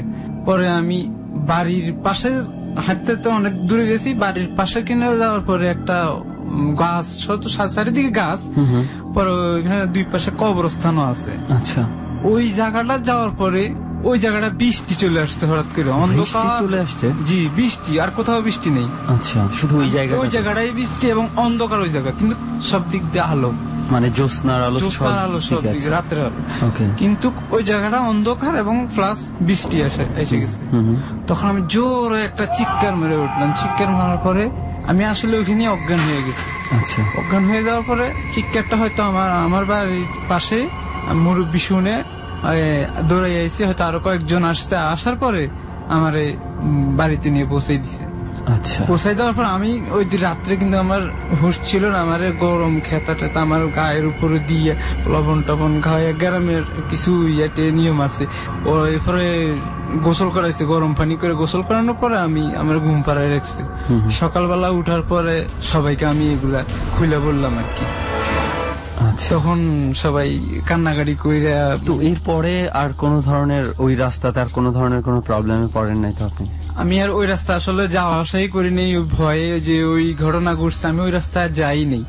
আমি মনে করেন যা আসলে আমি লাকসাম এসে নামি ট্রেনে। আসলে রাইট, এরকম জায়গায় যার যার যত তিক্ত অভিজ্ঞতা আছে, যদি সম্ভব হয় সেই জায়গাগুলোতে আর সহজে কেউ যেতে চায় না। যেমন একটু আগে অপু ভাইয়ের কাছে আমরা যে ঘটনা শুনলাম, সেম অপু ভাইও এখন যেটা বললো আমাদেরকে কিছুক্ষণ আগে, যে উনি আর ওই সময়ের মধ্যে হলেই রাস্তা দিয়ে যায়, তা না হলে ওটা অ্যাভয়েড করে যায়। তো এরকম ঘটনাই আসলে ঘটে। এটা আসলে পসিবল হয় না যে ওই ভয়টা তখন চলে আসে, আবার ওই রাস্তাতে গেলেই মনের মধ্যে ওই ভয়টা কোথা থেকে যেন ভর করে ফেলে।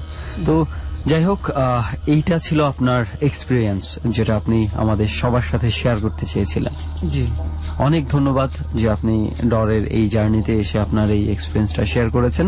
সো চলেন আমরা আরো যারা আছে এক এক করে তাদের এক্সপিরিয়েন্স গুলো শুনি। ওয়েল ফ্রেন্ডস, ডর মানে ভয় আমরা সবাই জানি। আর আমি আর সুমন সবসময় খুঁজতে থাকি এমন কিছু মানুষকে যাদের ভাগ্য এতটাই খারাপ পর্যায়ে গিয়েছিল যে তারা হয়তোবা ভয়ঙ্কর কিছু ফেস করেছে। তেমনি একজন না, অনেকেই আজকে আমাদের সাথে আছে, বাট একজনের সাথে আলাপ করি। কার সাথে আলাপ করবো? ইয়াসিন ভাই, রাইট? হ্যাঁ। আপনার পুরো নামটা কি ভাইয়া? আমার নাম মোহাম্মদ ইয়াসিন আরাফাত। মোহাম্মদ ইয়াসিন আরাফাত, আপনি কি করছেন? আমি টোবা করতে আসছি। আচ্ছা, ওকে। আর আপনার যেই ঘটনাগুলো আমাদের সাথে শেয়ার করবেন সেগুলো কি সবগুলো আপনার সাথেই ঘটা? আমার বাবার সাথে একটা ঘটনা আছে, আর আমার কাজিনদের সাথে, আর আমি সাথে ছিলাম একটা ঘটনা। আচ্ছা আচ্ছা, তার মানে আপনি প্রত্যক্ষদর্শী হিসেবেও একটা ঘটনা মানে উইটনেস করেছেন। ওকে, তো ইয়াসিন ভাই, আমরা খুব একটা সময় না নিই, আমরা বরং প্রথমেই আপনার কোনো একটা ঘটনায় চলে যাই। এখন কোন ঘটনাটা বলবেন আমাদের? আমি প্রথমে একটা ঘটনা বলতে চাই, যেটা ওই যে আমার কাজিনের সাথে হয়েছে। আচ্ছা, সেখানে কি আপনি ছিলেন সাথে? ওই জায়গায় আমি বাড়িতে ছিলাম। আচ্ছা আচ্ছা, কিন্তু ওই ঘটনার সময় আপনি ছিলেন না, বাট ওই সময় আপনি বাড়িতে ছিলেন। ওকে, ঘটনাটা কবের? ঘটনাটা 2-1 বছর হয়েছে। 2-1 বছর হয়েছে। ওকে, তাহলে চলুন আমরা শুনি। আর কোথায় ঘটনাটা ঘটেছে এটা আমাদেরকে একটু বলবেন। ঘটনাটা হয়েছে পটুয়াখালীতে, বাউফল থানা। আচ্ছা, আদাবাড়ি ইউনিয়ন, গ্রামের নাম মাধবপুর। আচ্ছা, শুনি আমরা এবার। ঘটনাটা হচ্ছে যে আমার এক কাজিন ছিল, ও একটা মেয়ের সাথে অ্যাফেয়ার ছিল, তো ও প্রত্যেকদিন সন্ধ্যাবেলায় ওই মেয়ের সাথে দেখা করতে যেত। আচ্ছা। তো দেখা করার সময় একদিন হঠাৎ অনেক রাত হয়ে গেছে, তো ওর সাথে আমার আরেকটা কাজিন ছিল। তো যাওয়ার পরে ও রাত্রে আবার ফিরে আসার পরে ওরে বাড়িতে রাইখা চলে গেছে যে আমি বাসায় চলে যাই, ওদের বাড়িটা একটু দূরে। আচ্ছা। হ্যাঁ, তো চলে গেল। কিছুক্ষণ পরে দেখতেছে যে ওরে রাইখে আসছে, কিন্তু ওর পিছনে হাঁটতেছে। জিজ্ঞেস করলো, কিরে তুই এই জায়গায় কেন? কয়, তুই আমার সাথে চল আমাদের বাড়িতে। তারপর বললো যে না আমি যাব না, মা আমার জন্য টেনশন করবে।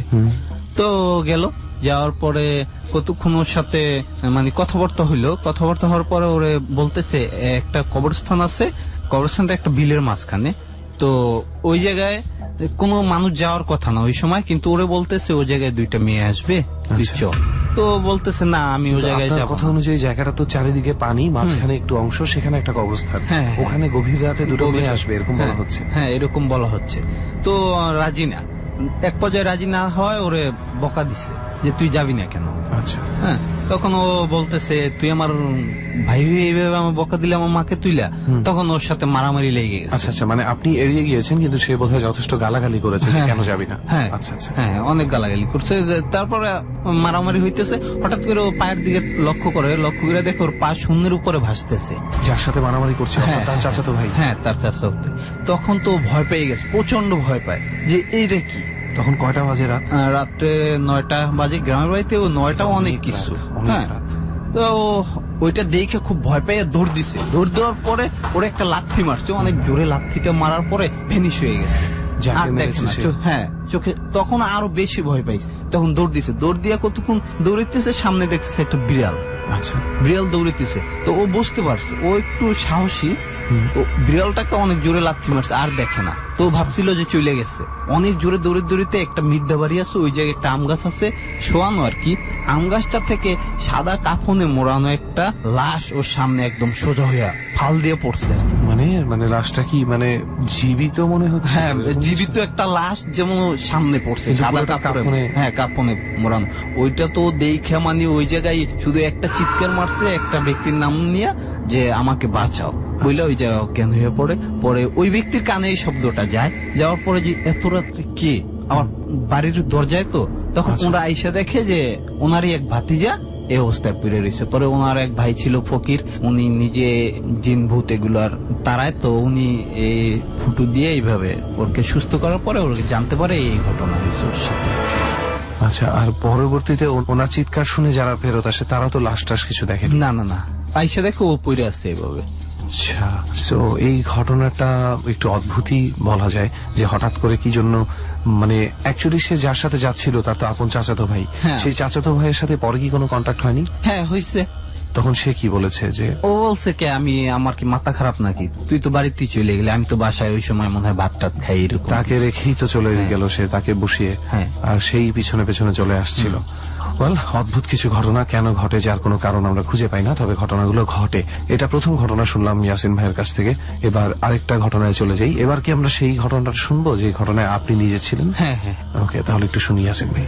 আমরা ভাদ্র মাস ওই সময়, তো আমরা আমি যদিও জানি না, তখন ওদের সাথে বিলের মাঝখানে ওই যে আমন ধান লাগায় না, তাদের সাথে আমার মামাতো ভাই। আচ্ছা। তারপর মামাতো ভাইয়ের 2টা ফুয়াতো ভাই, আর মামাতো ভাই আর আমি। আচ্ছা। বলার আগে আরেকটু বলি, ওরা আবার আমার আপন মামাতো ভাই না। আচ্ছা, দূর সম্পর্ক। হ্যাঁ, বাড়ির উপরে আর কি। তো যাই হোক, আমি ওদের সাথে বন্ধু বান্ধব হিসেবে আর কি সাথে থাকি সবসময়। তো আমি গেলাম, ওরা ধান লাগাইবো, তা আমি ওদের সাথে গেলাম। আচ্ছা। যাওয়ার পরে আমি ওদের সাথে কাজ করতেছি, হঠাৎ করে সন্ধ্যা হয়ে গেল। সন্ধ্যা হওয়ার পরে ও বলতেছে যে একজন বলতেছে দুলাল নামে একটা ছেলে, যে আমি চলে যাব বাসায়। আচ্ছা। আমরা বললাম দেখ আড্ডাটা দেই, আমরা 4 জন আছি, মানে টাস খেল মনে বাসায় এইভাবে যে বাসায় পিঠা টিঠা বানাইতেছে, থাক। ও থাকবে না, মা রাগ করবে বা মা অনেক চিন্তা করবে, আমি চলে যাই। আচ্ছা। তো ও যাই হোক ও চলে গেছে। চলে যাওয়ার পরে ও যখন যায় তখন আমি বলছি দেখ ওই জায়গায় যাইস না, ওই যে কান্দার বাড়ির ওই জায়গায় কিন্তু তোরে আজকে যে কোনো একটা দুর্ঘটনা ঘটাইবো। কেন ওই কান্দার বাড়ি এলাকাটাতে কি সমস্যা? আসলে ওই জায়গায় দিনের বেলায় কেউ যায় না, এত ভয়ানক প্লেসটা। মানে আমার ছোট থেকে আমি যতবার গেছি, আমি কখনো সাথে একটা কাউরে নিয়ে গেছি। আচ্ছা। দিনের বেলায় যদি কেউ যায় তাও কিছু এরকম ঘটনা ঘটে। ওই জায়গায় অনেক ইতিহাস আছে যা এখন এত দীর্ঘ করা যাবে না। যাই হোক, পরে ও গেছে, ওই জায়গায় যাওয়ার পরে ওর পিছনে ঠিক সেম রিপন নামে একটা ছেলে, ওই ছেলেটা ওর পিছনে। হ্যাঁ, পরে বলল কি তোরা বাড়িতে যাস নাই, লাগানো শেষ হয় নাই ধান? পরে বলছে হ্যাঁ লাগানো শেষ হয়ে, তুই চল বাড়িতে আমাদের। কেন? মা বলছে পিঠা বানাইতেছি, তোরে বাড়িতে নিয়ে যাইতে বলছে। তখন বলছে যে না আমি যাব না, আমি মার কাছে যাব, তুই বাসায় চলে যা। কয় না যাইতে হবে, চল। আচ্ছা ঠিক আছে চল, যাবো যেহেতু এক কাজ করি মার কাছে বইলে আসি। আচ্ছা, তবে বলছে হ্যাঁ ঠিক আছে চল। তো ওর সাথে গেছে ওদের বাড়ি পর্যন্ত। তো একটা প্রাইমারি স্কুল আছে, খুব অন্ধকার, আর গ্রামের বাড়িতে দেখা যায় সন্ধ্যার পরেই খুব ভয়ানক অন্ধকার থাকে। আর ওদিকে তো খুব জঙ্গল, মানে একদম পটুয়াখালীতে। তো যাওয়ার পরে ও প্রাইমারি স্কুলে অন্ধকারের ভিতরে দাঁড়াইতে চায়, বলতেছে আমি এই অন্ধকারে এই জায়গায় দাঁড়াই। তখন ও বলছে কেন তুই অন্ধকারে দাঁড়াবি কেন, তুই ভয় পাবি না? কয় না আমার ভয় নাই, তুই যা। তো যাই ওর মাকে বললো মা আমার জন্য রিপন দাঁড়াই আছে, আমি চলে যাই। আচ্ছা, তো বইলে আসছে, বইলে আইসা একসাথে আবার ঠিক ওই কান্দার বাড়ি যে জায়গাটা, ওই জায়গায় আসার পরে হঠাৎ করে রিপন দাঁড়াই গেছে। আচ্ছা, দাঁড়াই যাওয়ার পরে ও দেখতেছে রিপনের দিকে তাকায়, রিপন আস্তে আস্তে অনেক লম্বা হয়ে যাইতেছে তার চোখের সামনে। হ্যাঁ, চোখের সামনে অনেক লম্বা হয়ে যাইতেছে। ও ধরছে, ধৈরাও বলছে কি তোরে কি অবস্থা, কি করবে ও, মানে আর খুঁজে পাইতেছে না। তো একদিকে দৌড় দিতে চাইছে, তো রাস্তা তো একটা, ও চারপাশে দেখে রাস্তা অনেক বিশাল বিশাল রাস্তা। আচ্ছা, এখন ও কোন দিকে যাবে দিশা পাইতেছে না, কোনো হদিস নেই, রাস্তার কোনো কিছু নাই। তো ও অনেক শক্তিশালী ছিল, এর ভিতরে ওর সাথে মানে ধস্তাধস্তি শুরু হয়। ওকে, তো এর ভিতরে একটা গরিব মহিলা আছে, ওই জঙ্গলের পাশেই মানে কোন রকম একটা খেরের ঘর টর করে থাকে আর কি। তো ওই মহিলা ধস্তাধস্তির আওয়াজ পাইতেছে, যে পানির ভিতরে কখনো কখনো টানে, এইভাবে অনেক ধস্তাধস্তি হইতেছে। তো ওই মহিলার ভয়ে বের হয় না, গ্রামের বাড়ি তো কার দোষ কার উপরে পড়ে, এই জন্য উনি বের হয় না, কুপিও জ্বালায় না। হঠাৎ করে যখন এশারে আজান দিল, মাগরিব থেকে শুরু হয়েছে এটা, এশারে আজান যখন দিবে তখন আর কোনো শব্দ নাই। আচ্ছা, তখন ওই মহিলা বলতেছে আরে কার পোলা জানি কার আইন এই জায়গায় মাইরে ফেলাইছে, এরকম ভাবে উনি অনেক সন্দেহ করছে আর কি মনে মনে। তখন আরো একটু দূরে একটা বাড়ি আছে, তো ওই বাড়ির লোক উনি যাই হোক অনেক সাহস করিয়া কুপি জ্বালাই আস্তে আস্তে দরজার সামনে নামলো, নামে ডাক দিল যে এই অমুক বাড়ির লোক কেউ আসছো তোমরা, সজাগ, একটু আসো এদিকে। তো ওরা ভাবছিল অন্য কিছু, ওই জায়গায় ভয়ানক কিছু হয়। তো ওরা রান্দা টান্দা আরো অনেক কিছু নিয়ে 4-5 জন আইসে। আইসে দেখে একটা লোক কাঁধায় একদম পুরো শরীর নষ্ট হয়ে গেছে, চেহারাটা মাটির ভিতরে, মুখটা মাটির ভিতরে, মাটির ভিতরে। তখন কেউ ভয় ধরে না। আগেই তো বললাম যে গ্রামের মানুষ ভয় পায় যে কার লাশ কার উপরে যাইব, কার দোষ, এই জন্য ধরে না। তারপরে একজনের সাহস করে বলে এই ধর, এই জায়গায় তো আমরাই, আর কেউ তো নাই, ধর। ধৈরা ওরে দেখে চেনার মতো কোনো পরিস্থিতি নাই। তখন কাদাটাও নাক মুখ থেকে কাদা, নাকের ভিতরে মুখের ভিতরে সব জায়গায় কাদা, কানের ভিতরে একদম কাদা। আমি যখন নিয়ে আসছি তখন দেখছি কানে কোনে একদম কাদা ভরা। যাই হোক ওরে কাদা পরিষ্কার করার পরেই ওরে দেখতে পারছে যে এটা তো দুলাল, অমুক বাড়ির ছেলে। আচ্ছা, তখন আমার নানার বাড়িতে আর কি ডাক দিল যে মুন্সি বাড়ি কেউ আছে কিনা, সজাগ আছে কিনা ডাক দিল। তো ডাকের সাথে সাথে আমি ভাই বিশ্বাস করবেন না, ডাকটা দেওয়ার সাথে সাথে আমি বলছি এই যে কোনো একটা দুর্ঘটনা ঘটাইছে। ওই গ্রামের ভাষায় এরকম বললো যে এইভাবে শয়তান এই কাজ করছে, এই ঘটনা। পরে আমরা ওই জায়গায় থেকে বিলের মাঝখান দিয়ে রাস্তা ঘুরে আসিনি, বিলের মাঝখানে পানি ছিল প্রায় হাঁটুর উপরে, গেছি নগদ। আচ্ছা, যাওয়ার পরে তো যে দেখো এইভাবে একদম চোখ টোক এইরকম করে আমাদের দিকে তাকাই রয়েছে, চোখ বড় বড়, হ্যাঁ চোখ বড় করে। আমি ওইটা দেখে আমি নিজেই ভয় পেয়ে গেছি। আচ্ছা, হ্যাঁ, কোন রকম ধৈর্য বাড়িতে আনছি, বাড়িতে আমি মনে করছি মারা গেছে। তারপর ওই যে ফকিরের কথা বললাম প্রথম স্ট্রিটে, ওনাকে নিয়ে আসলাম আবার। নিয়ে এসে উনি রসুন টসুন আরো জানি কি কি দিয়া ঝাড়ফুঁক করলো, পরে একদম উঠছে এইভাবে শব্দ কইরা। আচ্ছা, উইঠা দেখে ও সামনে রিপন বসা, যে রিপন তাকে ডাক দিচ্ছিল, হ্যাঁ যে রিপন সাথে ছিল, যে রিপনের সাথে মারামারি হয়েছে, ওই রিপন ওর সামনেই বসা। ওরে ধরছে ঝাপটাই, ও আমারে মারছে। হ্যাঁ, তখন আমরা ভাবলাম এই ঘটনা যদি আমরা ওনাকে বুঝতে দেই তাহলে উনি আরো ভয় পাবে, ভয় পেয়ে হয়তো মারা যাইতে। হ্যাঁ, ওনাকে আর বুঝতে দিলাম না। আমরা বললাম হা এই রিপনই তোরে মারতে গেছিল, তুই কেন চলে গেলি, পিঠা বানাইছিল, তুই থাকলি না কেন? পরে দীর্ঘদিন ও অসুস্থ ছিল, অসুস্থ থাকার পরে ওরে ঝাড়ফুঁক করার পরে ঠিক হয়েছে। আচ্ছা, পরে কি তাকে জানানো হয়েছিল যে আসলে রিপন ছিলই না? হ্যাঁ, পরে জানানো হয়েছে। ওই নিজে বলছে আচ্ছা। তো বলছিল যে আমি তাল গাছ ভাঙে ফেলাইছি, বড় বড় গাছ আমি একদম হাতে ধরে মুচড়াইয়ে ভাঙছি। তো আমার একটু ডাউট হইলো যে আমি একটু যাই দেখি, আসলে যাই দেখি কিছুই না। আসলে ওনাকে চোখের উপরে দেখছে যে তাল গাছ ভাঙছে, এটা করছে ওইটা করছে এরকম। ওকে, তো আপনার আরো একটা ঘটনা শুনলাম।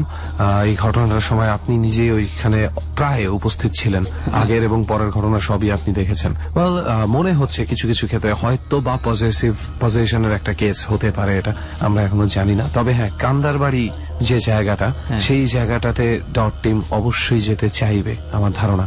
ইট would be a very nice place.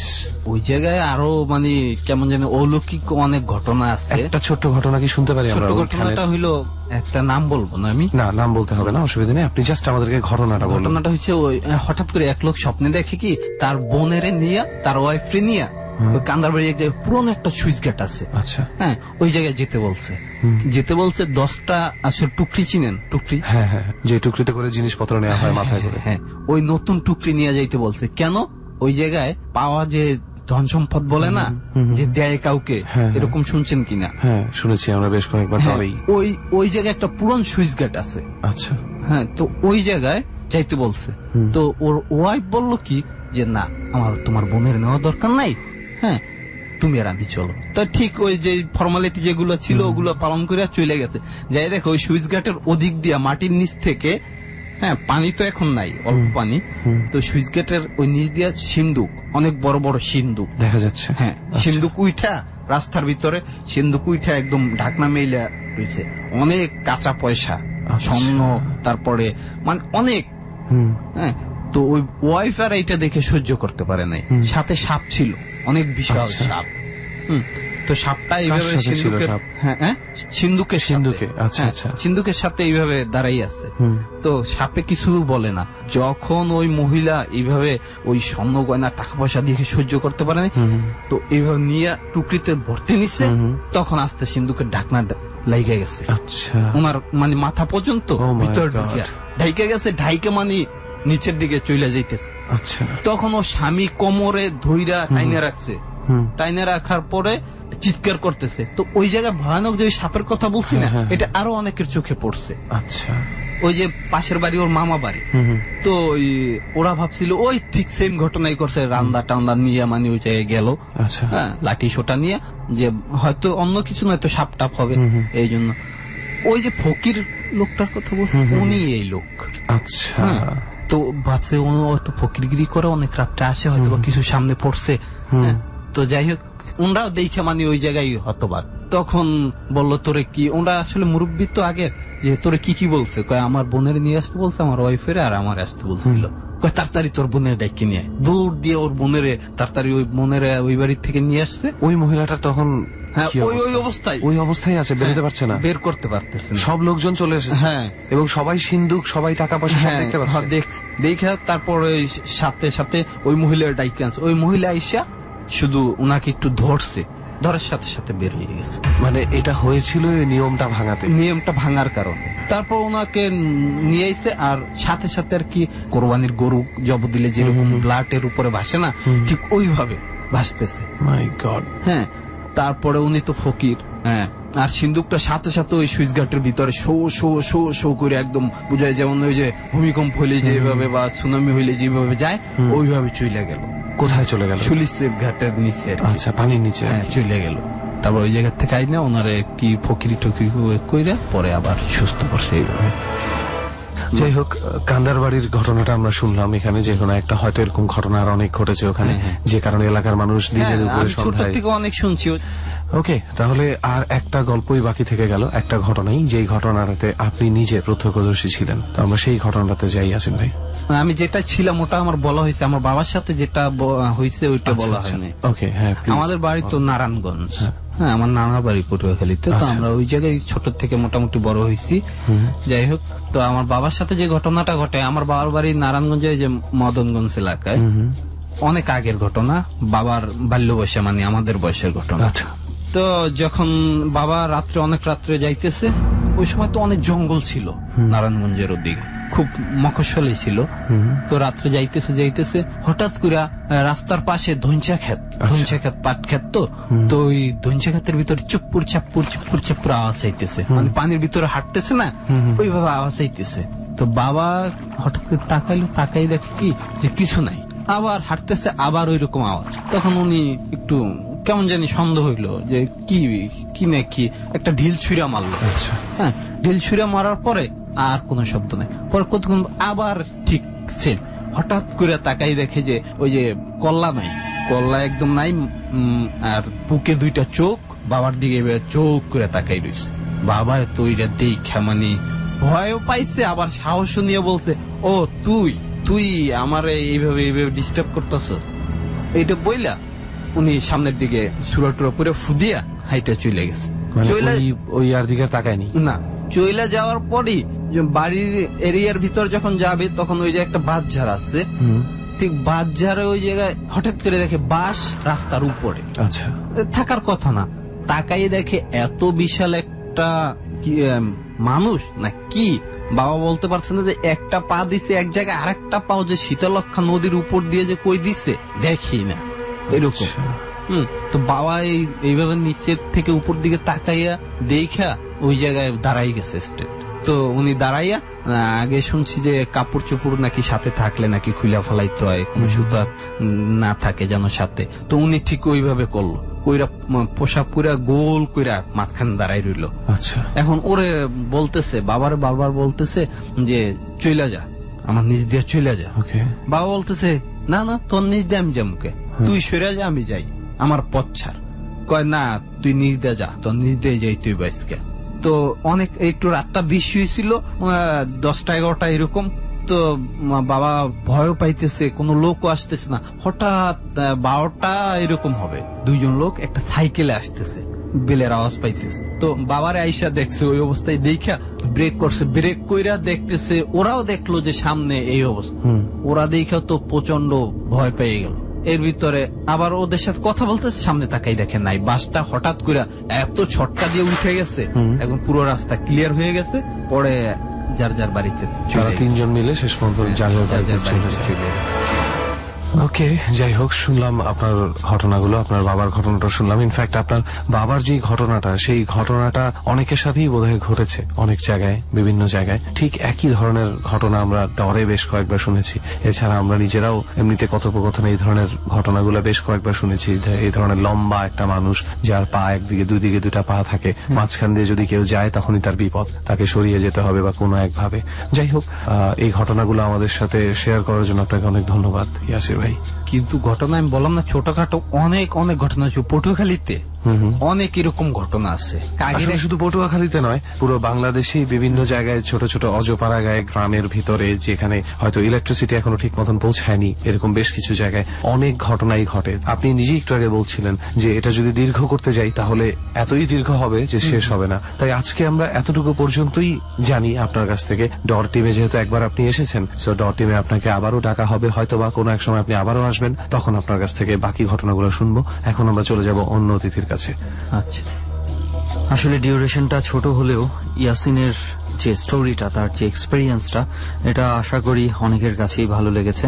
এবং আসলে কি বলবো, এটা ছোট হোক বড় হোক সেটা বড় কথা না, বড় কথা হচ্ছে যার সাথে ঘটে, এবং একটা ঘটনাও যদি ঘটে, একটা মিনিটের জন্য যদি ঘটে, তার জন্য কিন্তু এটা অনেক বড় কিছু, অনেক বিরাট কিছু। তো যাই হোক, আর কথা না বাড়িয়ে এবার চলে যাই পরবর্তী গেস্টের কাছে। এবং এই গেস্টের কথা আপনারা আগেও শুনেছেন, তার স্টোরিও শুনেছেন, এবং তার এক্সপেরিয়েন্সগুলো সম্পর্কে আপনারা জানেন। সে আরো একবার আমাদের এই ডরের যাত্রায় যোগ দিয়েছে। কারণ হচ্ছে গতবার তিনি যখন ডরে এসে গেছিলেন, পরপরই তার সাথে আরো কিছু ঘটনা ঘটে, যেই এক্সপেরিয়েন্সগুলো উনি শেয়ার করতে চান আমাদের সঙ্গে। সেটি আর কেউ নয়, সেটি হচ্ছে সত্যেন দা। সো আমরা এই মুহূর্তে ওনার কাছেই চলে যাচ্ছি এবং আরো একবার তার কিছু এক্সপিরিয়েন্স আমরা শুনবো। তো সত্যেন দা, প্রথমে আপনি কোন এক্সপিরিয়েন্সটা আমাদের সাথে শেয়ার করতে চান? আমি প্রথমে যে এক্সপিরিয়েন্সটা শেয়ার করতে যাচ্ছি সেটা হচ্ছে আপনার 2014 সালের শেষের দিকের ঘটনা। আচ্ছা, আপনার ঘটনাটা ঘটেছিল আমার সাথে, এবং মানে এটা সন্ধ্যা থেকে আর কি ঘটনাটা শুরু। আচ্ছা, যাই হোক, ব্যাপারটা হচ্ছে এরকম, আমি মোটামুটি 3টা সাড়ে 3টার দিকে বের হয়েছি, যাবো আমার গ্রামের বাড়িতে, বগুড়া জেলার ধুনট থানার মহেশুরা গ্রামে। তো মাকে ফোন দিয়ে বলে দিছি যে মা, আমি তো পিঠা খাবো, তুমি আমার জন্য পিঠা তৈরি করো। তো যাই হোক, আমি যাচ্ছি। আমার একটা ধারণা ছিল যে আমার এখান থেকে যেতে 4 থেকে 4.5 ঘন্টা সময় লাগবে আমার বাড়িতে। তো আমি মোটামুটি 3 ঘন্টা যাওয়ার পরে আমাদেরকে গাড়ি থেকে নামতে হয়, তারপর ঘন্টাখানিক লাগে আপনার সিএনজি বা অটোতে যেতে। আচ্ছা আচ্ছা। তো আমি যাই বাড়িতে গেলাম, 4.5-5 ঘন্টার মতো লেগে গেছে। আমি বাড়িতে গেলাম, যাওয়ার পরে যখন ব্যাগটা রাখছি, মাকে ডাকছি, তো মা বলতেছে কি ব্যাপার, তুই আবার ব্যাগ নিয়ে কোথায় গিয়েছিলি?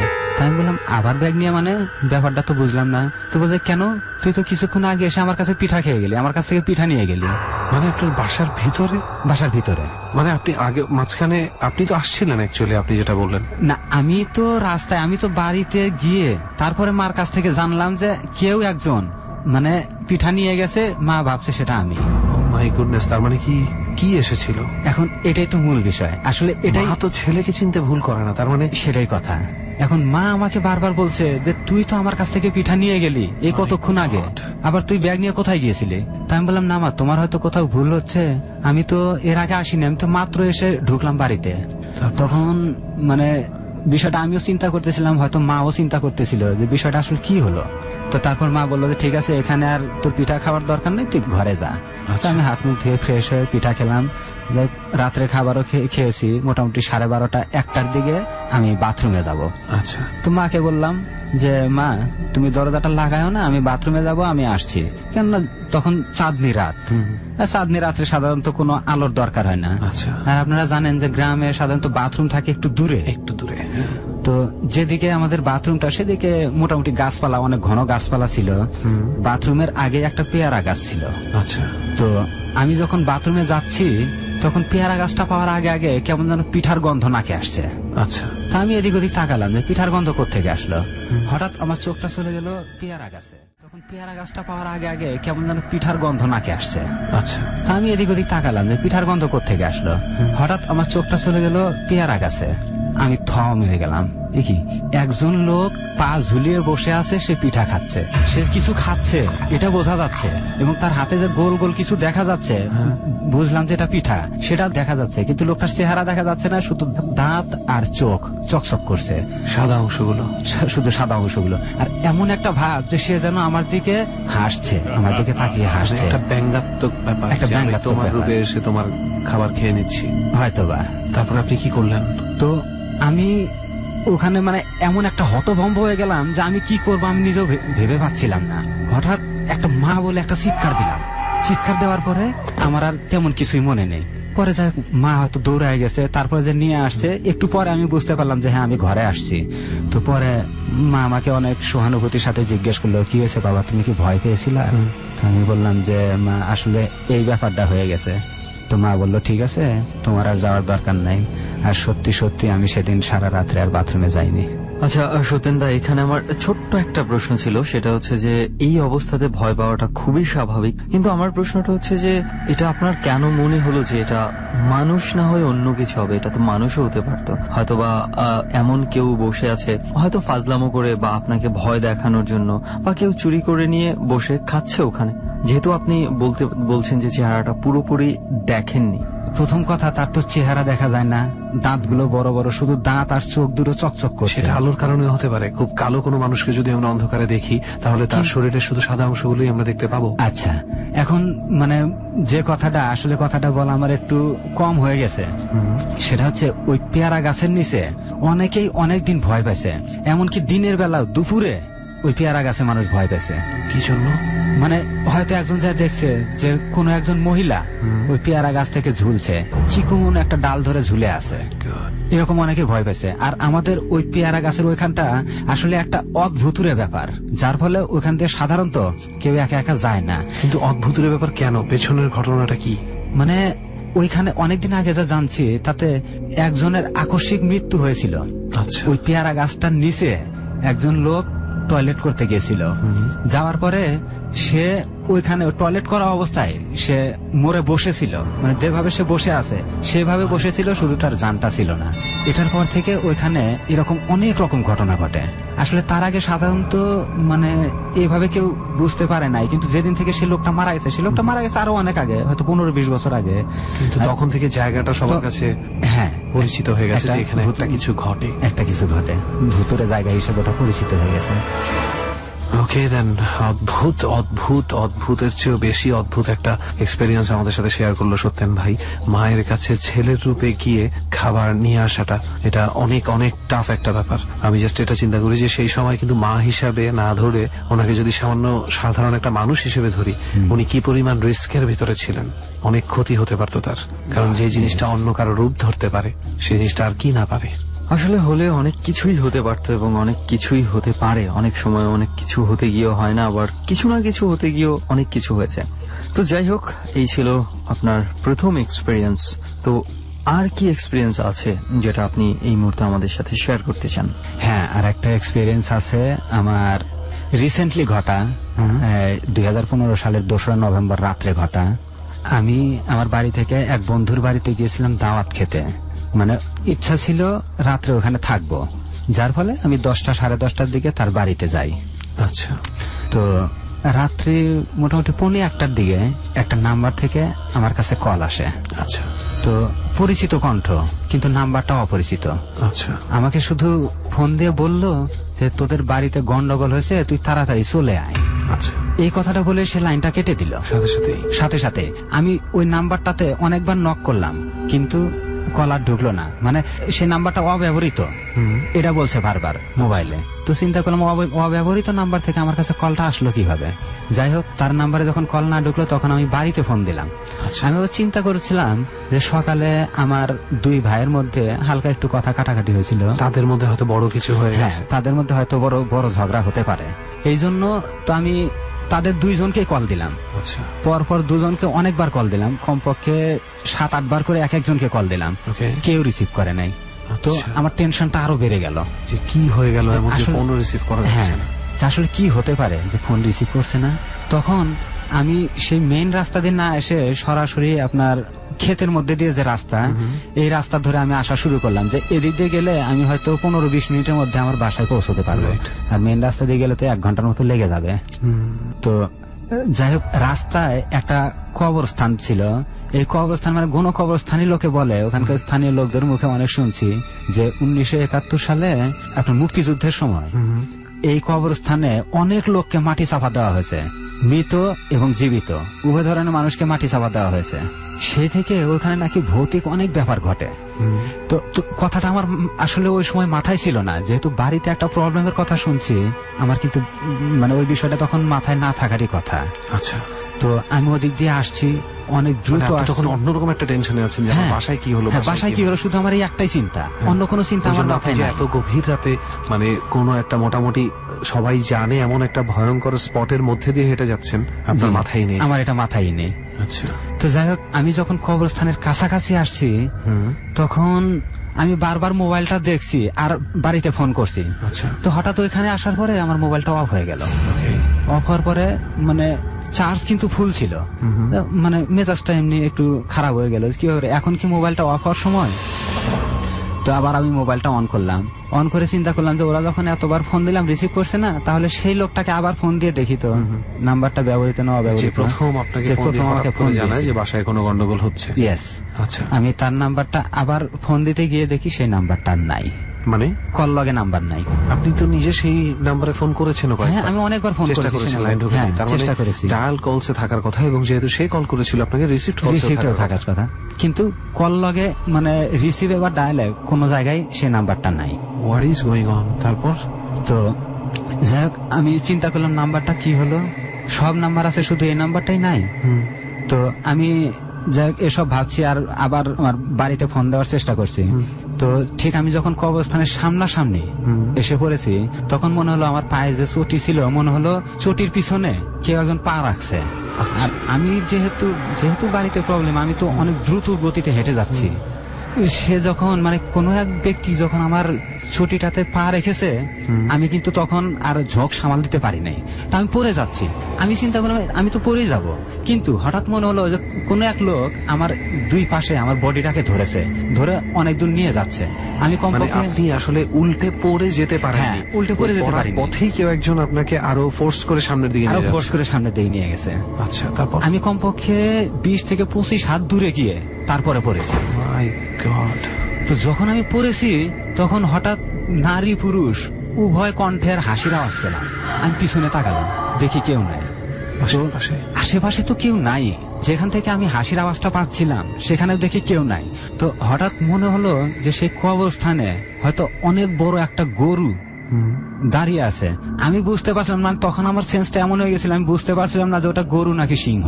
আচ্ছা, এমন একটা ব্যাপার, খুবই আতঙ্ক এবং ভয়ের মধ্যে, মানে চরম আতঙ্কিত হয়ে গেছিলাম। তারপরে আমি ওখান থেকে উঠে, মানে আমি উঠতে পারছি, উঠে যে দৌড় দিছি, এই দৌড় দিয়ে আমার বাসার কাছাকাছি যেতে যেতে আর আমার কিছুই মনে নাই। আমি যে দৌড় দিছি আমার এতটুকু মনে আছে, আমি একটা দৌড় দিছি, কিন্তু বাসার কাছে যাওয়ার পরে আমার কিচ্ছু মনে নেই। ওখানে পড়ে গেছি। পড়ে যাওয়ার পরে তো যাই হোক অনেকক্ষণ পরে দেখলাম যে হ্যাঁ, আমার বাসার যে দারোয়ান এবং ওই দারোয়ানের সাথে আরো 2-3 জন লোক থাকে, তারা সবাই আমার চারপাশে। আচ্ছা, আমার মানে মাথা ভেজা, চোখ মুখ ভেজা, মানে কেউ আপনার মাথায় পানি দিয়ে, বুঝলাম যে আমাকে মাথায় পানি দেওয়া হয়েছে, চোখ মুখে পানি ছিটানো হয়েছে। তো তারপর আমাকে বারবার জিজ্ঞেস করছে, কি হলো, তুমি এখানে পড়ে গেলা কেন? তো আপনি কি বললেন? আমি তাদের বললাম যে না, আসলে কেন পড়ে গেছি, কি হয়েছে আমি এটা বলতে পারবো না, কেননা আমি তাদেরকে তখন বলিনি, তারা তো একটু ভীত হতে পারে। রাইট। যাই পরের দিন আমার সেই বন্ধুকে আমি ধরলাম যে কিরে, তুই কালকে আমাকে কোন নাম্বার থেকে ফোন দিয়েছিলি? তো বলতেছে, না তো দোস্ত, আমি তো তোকে ফোন দেইনি। তুই বললাম না, তুই ফোন দাসনি, তাহলে একটা নাম্বার থেকে আমার কাছে ফোন আসছিল, কণ্ঠ তোর। তো সরাসরি কসম করে বলছে যে না, আমি তোকে ফোন দেইনি।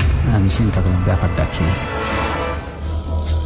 আসলে আমি খুবই অবাক হলাম, স্পেশালি মানে ডিজিটাল কিছু ব্যাপার আছে যেগুলোকে ম্যানিপুলেট করা বা যেগুলোকে নষ্ট করা বা যে ডেটাগুলো সরিয়ে দেওয়া খুব টাফ, তাই না? মোবাইলে যে নাম্বারটা ডায়াল লিস্টে থাকে বা রিসিভড কলসে থাকে, সেগুলো যে কিভাবে চলে গেল, আমি মানে একেবারেই অবাক হয়ে গেলাম। আসলে আমিও তো অবাক না হয়ে পারিনি তখন। এই টাইপের মানে ফোন রিলেটেড আরেকটা ঘটনা আমাদেরকে আকিব নামে এক ভাই বলেছিল, এটা টোটালি ব্ল্যাক ম্যাজিকের উপরে ছিল আমাদের সেই পর্বটাতে। উনি যেটা বলেছিলেন যে উনি একজনকে মেসেজ পাঠিয়েছেন, সে মেসেজের উত্তর দিয়েছে যে হ্যাঁ দোস্ত, আমি বাসায় আছি, এবং তারপরে মেসেজটা আসার পরে ওনার মোবাইলে মেসেজটা আছে, আমাকে উনি দেখিয়েছেন, কিন্তু মেসেজটা উনি পড়তে পেরেছেন, তারপর এটা অনেকগুলো প্রশ্নবোধক চিহ্ন চলে আসে না যদি আমাদের ফন্ট না থাকে মোবাইলে, ওই রকম হয়ে যায়। মজার ব্যাপার হচ্ছে যে মেসেজটা যখন পাঠানো ছিল তখন মেসেজটা যার কাছ থেকে এসেছিল, মেসেজ মোবাইলটা তার কাছেই ছিল না, ছিল সেই মানুষেরই বাসার ছাদে পড়ে থাকা, এবং ছাদ তালা দেওয়া, ছাদে কেউ নেই। তাহলে আমি বাসায় আছি, এই লেখাটা রিপ্লাই করে কে পাঠালো? তো এখানেও এরকম একটা ঘটনা আমি দেখলাম ঘটে গেছে, যে কেউ না কেউ তো আপনাকে ফোন করেছিল, নেটওয়ার্কটা তো কেউ না কেউ ব্যবহার করেছে। সেটাই তো, তাহলে সেই নাম্বারটা গেল কোথায়? আসলে এটা একটা ভাবার বিষয়। আমরা আসলে অনেক কিছুই বুঝি না, অনেক কিছুই বোঝার চেষ্টা করি, কিন্তু শেষ পর্যন্ত যেতে পারি না। যাই হোক, সত্যেন ভাই, পরপর দুটো অদ্ভুত ঘটনা আপনার কাছ থেকে শুনলাম, আরো মনে হয় একটা ঘটনা বাকি আছে। আর একটা ঘটনা আমি বলবো, প্লিজ। সেটা আমরা বর্তমানে যে বাসাটা ব্যবহার করছি তার আগে একটা বাসা নিয়েছিলাম। আচ্ছা। সেই বাসায় তো একদিন সবাই চলে গেছে দাওয়াত খেতে, মানে নিমন্ত্রণ খেতে। ওকে। আমি বাসায় একা আছি। তো এই অল্প কিছুদিন আগে তখন সনি আটে, টিভি চ্যানেলে সনি আটে ভৌতিক গল্প তো এখনো প্রচার হয়, তখন একটু বেশি বেশি প্রচার হতো। তো রাত্রি 12:30 থেকে একটা গল্প দিত, মানে বাঙালি অভিনেত্রীরা অভিনয় করতো। তো আমি বসে বসে সেই নাটকটা দেখছি। ওটা নাটকই বলবো, ভৌতিক নাটক। আমার বাসার সবগুলো লাইট অফ, ড্রয়িং রুমের লাইটটা আছে, আর আমি বেডরুমে বসে টিভিটা দেখছি। আমার টিভিটা বেডরুমে ছিল আর ড্রয়িং রুমের লাইটটা অন ছিল। তো হঠাৎ মনে হলো কোনো একজন ব্যক্তি, আমরা তো 3 তলায় থাকি, 3 তলার জানালাটা মনে হয় বাইরে থেকে কেউ একজন টান দিয়ে খুলে দিল। 1 মিনিট, আপনারা কয় তলায় থাকেন? আমরা 3 তলায় থাকি। 3 তলায় থাকেন? 3 তলায় থাকি। আপনার পিছন দিয়ে যে কেউ উঠবে এ ওঠার কোনো সিস্টেম নাই। কিন্তু আমার মানে জানালাটা তো গ্লাসের জানালা, হঠাৎ মনে হলো গ্লাসটা কেউ টান দিয়ে খুলে দিল, জানালাটা খুলে দিল। তো মানে জানালাটাও কিন্তু লক করা ছিল। লকটা যখন মানে নামায় দিল তখন কট করে একটা আওয়াজ হলো। ও সেটাও আপনি পেয়েছেন? হ্যাঁ, আমি সেই আওয়াজটাও পেলাম। আমি একটু লিসনারদেরকে একটু বলে নিই, শ্রোতা বন্ধুরা, আপনারা নিশ্চয়ই জানেন যে থাই অ্যালুমিনিয়াম দিয়ে তৈরি যে গ্লাসগুলো থাকে, মাঝখানে গ্লাস থাকে, সেটা স্লাইড করে একদিক থেকে আরেক দিক থেকে সরিয়ে দিতে হয়। সেটার যে লকিং সিস্টেমটা সেটা হচ্ছে ওপর দিকে যদি আমি টান দিই তাহলে লক হয়ে যাবে, নিচে ক্যাট করে নামিয়ে দিলে সেটা লক খুলে যাবে। সো সত্যেন ভাই যেটা বলার চেষ্টা করছে যে সে হঠাৎ করে শুধু যে জানালার স্লাইডিং ডোরটা খুলে যাওয়ারই শব্দ পেয়েছেন তা না, তার আগে টাক করে লক খোলারও শব্দ উনি পেয়েছেন। হ্যাঁ হ্যাঁ। তারপর তো যখন আমি জানালাটা খোলা দেখলাম তখন মানে ভিতরে কেমন একটু ভয় অনুভব করলাম, কি ব্যাপার জানালাটা খুললো কে? আচ্ছা সরি সত্যেন ভাই, কয়টার দিকে রাতে? এটা 12:30 থেকে নাটকটা দিয়েছিলাম 1টার পরে অবশ্যই। মানে আমি এদিক ওদিক তাকালাম, আমি তো জানি যে বাসায় আমি একা, কেউ নেই, তাহলে জানালাটা খুলবে কে? তারপরে খেয়াল করলাম যে সেই ড্রয়িং রুমে কেউ একজন এসে লাইটটা অফ করে দিল। মানে কি ড্রয়িং রুমের যে লাইটটা ছিল সে লাইটটা কেউ অফ করে দিল। তখন তো আমি ভয় পেয়ে গেলাম। আচ্ছা, বারবার জিজ্ঞেস করলাম কে কে, ভিতরে কে? আমি জানি কি কারো ঢোকার তখন কথা না, কেননা আমি তো ভিতর থেকে ড্রয়িং রুম মেন দরজাটা আমি ভিতর থেকে লাগিয়ে দিয়েছি। আচ্ছা, তারপরে জিজ্ঞেস করলাম কে কে, কারো কোনো শব্দ নাই। তো কারো পায়ের আওয়াজ পাওয়া যায়, হাঁটার আওয়াজ পাওয়া যায়, আমি পাচ্ছি কন্টিনিউয়াসলি তখনও। হ্যাঁ, তখন মানে লাইটটা অফ করার পরে আমি হাঁটার আওয়াজটা আরো বেশি শুনলাম। তারপরে আমি কি করলাম, টিভির ভলিউমটা একটু কমায় দিলাম। আচ্ছা, যখন টিভির ভলিউমটা একদম কমায় দিছি তখন সেই হাঁটার আওয়াজটা আর একটু মানে স্পষ্ট শুনলাম। তো পরে আমি সুইচটা আমি যে রুমে বসে টিভি দেখছি, বেডরুমে বসে টিভি দেখছি, সুইচটা অন করলাম, মানে লাইটটা জ্বালালাম। জ্বালানোর পরে দেখি কিচেন রুমের পানি ছাড়া। ওকে। তো যখন কিচেন রুমের পানি ছাড়া দেখলাম তখন চিন্তা করলাম অবশ্যই কেউ এসেছে, হয়তো আমাকে ভয় দেখানোর জন্য। আমি বুঝলাম না সত্যেন ভাই, এই অবস্থায় আপনি যেভাবে বলছেন তাতে আমি বুঝতে পারছি যে অন্য যে কারো থেকে আপনি অনেক কম ভয় পেয়েছেন। হ্যাঁ, আসলে কিন্তু 100% জানেন যে একটা বাসায় আপনি টোটালি একা, 3 তলায়, আপনি জানেন সেখানে মেইন দরজা ছাড়া ঢোকার কোনো উপায় নেই। আপনি নিজে জানলা খোলা শব্দ পাচ্ছেন, লক খোলা শব্দ পাচ্ছেন, লাইট নিভে যেতে দেখছেন এবং পরবর্তীতে পায়ের শব্দও পাচ্ছেন। তবুও আপনি মেইন দরজা দিয়ে বের হয়ে ছুটে চলে না গিয়ে ওই বাড়ির ভেতরেই আছেন। ওই বাড়ির ভেতরে আছি, কেননা তখন তো আমার বাসার গেটও তালা মারা, আমি তো নিরুপায় ছিলাম। আমি ভিতরে ভিতরে এত ভয় পেয়েছিলাম, মানে আপনি চাইলেও বের হওয়ার উপায় ছিল না। তো যার ফলে আমি যখন বেডরুমের লাইটটা অন করলাম এবং সঙ্গে সঙ্গে আওয়াজ পেলাম যে আমার রান্নাঘরে কেউ পানি ছেড়ছে। যখন পানি ছাড়ার আওয়াজ পেলাম তখন আমি একদম কাছেই, তো আমি শুধু এইখান থেকে চোখ বন্ধ করে আমি রান্নাঘরের সুইচটা দিয়ে দিলাম। আচ্ছা, মানে আমি রান্নাঘরের দরজায় গিয়ে সুইচটা দিলাম। আচ্ছা, লাইট অন করলাম। মোটামুটি 2টা লাইট যখন জ্বলতেছিল তখন আমাদের বেডরুম 3টা, আমি 3 বেডরুমেরই লাইট অন করে দিলাম একে একে। তারপরে মানে ড্রয়িং রুমে তো মানে বেডরুম থেকে ড্রয়িং রুমে তো আলো আসে, সেই আলোতে গিয়ে আমি ড্রয়িং রুমের লাইট অন করে দিলাম। আচ্ছা, অন করে দেওয়ার পরে আমি আর মানে ঘুমোতেও পারছি না, ভিতরে থাকবো আমি তাও পারছি না। মানে ভিতরে ভিতরে আমি এমন হয়ে গেছি যে ভয়ে মনে হচ্ছে আমার বুকের সবকিছু এক জায়গায় হয়ে আসছে, এরকম একটা অবস্থা। কিন্তু আপনার ভেতরটা সংকুচিত হয়ে আসছে, একদম সংকুচিত হয়ে গেছে, কিন্তু আমি চিৎকার দিচ্ছি না, চিৎকার দিতে পারছি না, হয়তো সেই শক্তিটাও আমার নাই। আমি যে তখন কেমন অবস্থায় ছিলাম আমি সেই অবস্থাটার বর্ণনা করতে পারছি না। খুবই স্বাভাবিক। তো পরে যা খুব ভয়ে ভয়ে আমি মেইন দরজা তারপরে খুললাম। মেইন দরজা খুলে শুধু সিঁড়ি দিয়ে এক দৌড়ে আমি নিচে চলে গেছি, গিয়ে দারোয়ানকে ডেকে উঠাইছি। আচ্ছা, আমি তো মানে ভয়ে ঘেমে অবস্থা খারাপ। আমি যে মানে নিচে নামছি, কিভাবে নামছি আমি নিজেও বলতে পারি না। আচ্ছা, আমি দরজা খুলেই রেখে গেছি। পরে দারোয়ানকে গিয়ে যখন ডেকে উঠালাম, দারোয়ান উঠে বলতেছে কি ব্যাপার, এত রাত্রে বাইরে যাওয়া হবে না? তারপরে হঠাৎ আমার দিকে তাকায় বলতেছে যে কি ব্যাপার, আপনার কোনো সমস্যা, কি হয়েছে আপনার? তো পরে বললাম যে কাকা, কাকা বলি, কাকা আমি প্রচন্ড ভয় পাইছি। তো বলতে কি হয়েছে? দেখলাম মানে আমি প্রচন্ড ভয় পাইছি, কি হয়েছে এত বর্ণনা করতে পারবো না। তো পরে উনি বললেন ঠিক আছে চলেন। তো পরে গেছে, মানে একসাথে গেলাম, যা দেখলাম যে মানে উনি সাথে এই সবগুলো রুম পুরো বাসাটা খুঁজে দেখলেন, বললেন কিছুই তো নাই। তো বললাম যে আমি কাকা একা এখানে থাকতে পারবো না। আচ্ছা, আপনি যখন গেলেন সেই জানালাটা কি খোলাই ছিল নাকি বন্ধ অবস্থায় ছিল? না, সে জানালাটা খোলাই ছিল, বন্ধ ছিল, খোলাই ছিল। পরে কাকাকে দারোয়ানকে বললাম, তো বলতেছে এত রাতে জানালা খোলা রাখছেন কেন? আমি বলছি যে যাই হোক আমি যে কারণে খুলছি এখন কোনো কথা নাই, আপনি শুধু চলেন। তো আমি আগে উনাকে পিছনে রেখে পরে উনি নিজের হাতে সবগুলো লাইট অফ করে দিলেন। আমি শুধু সামনে সামনে হেঁটে যাচ্ছি। পরে নিচে আসলাম, এসে সারা রাত আমি দারোয়ানের কাছে বসে থেকে কাটালাম।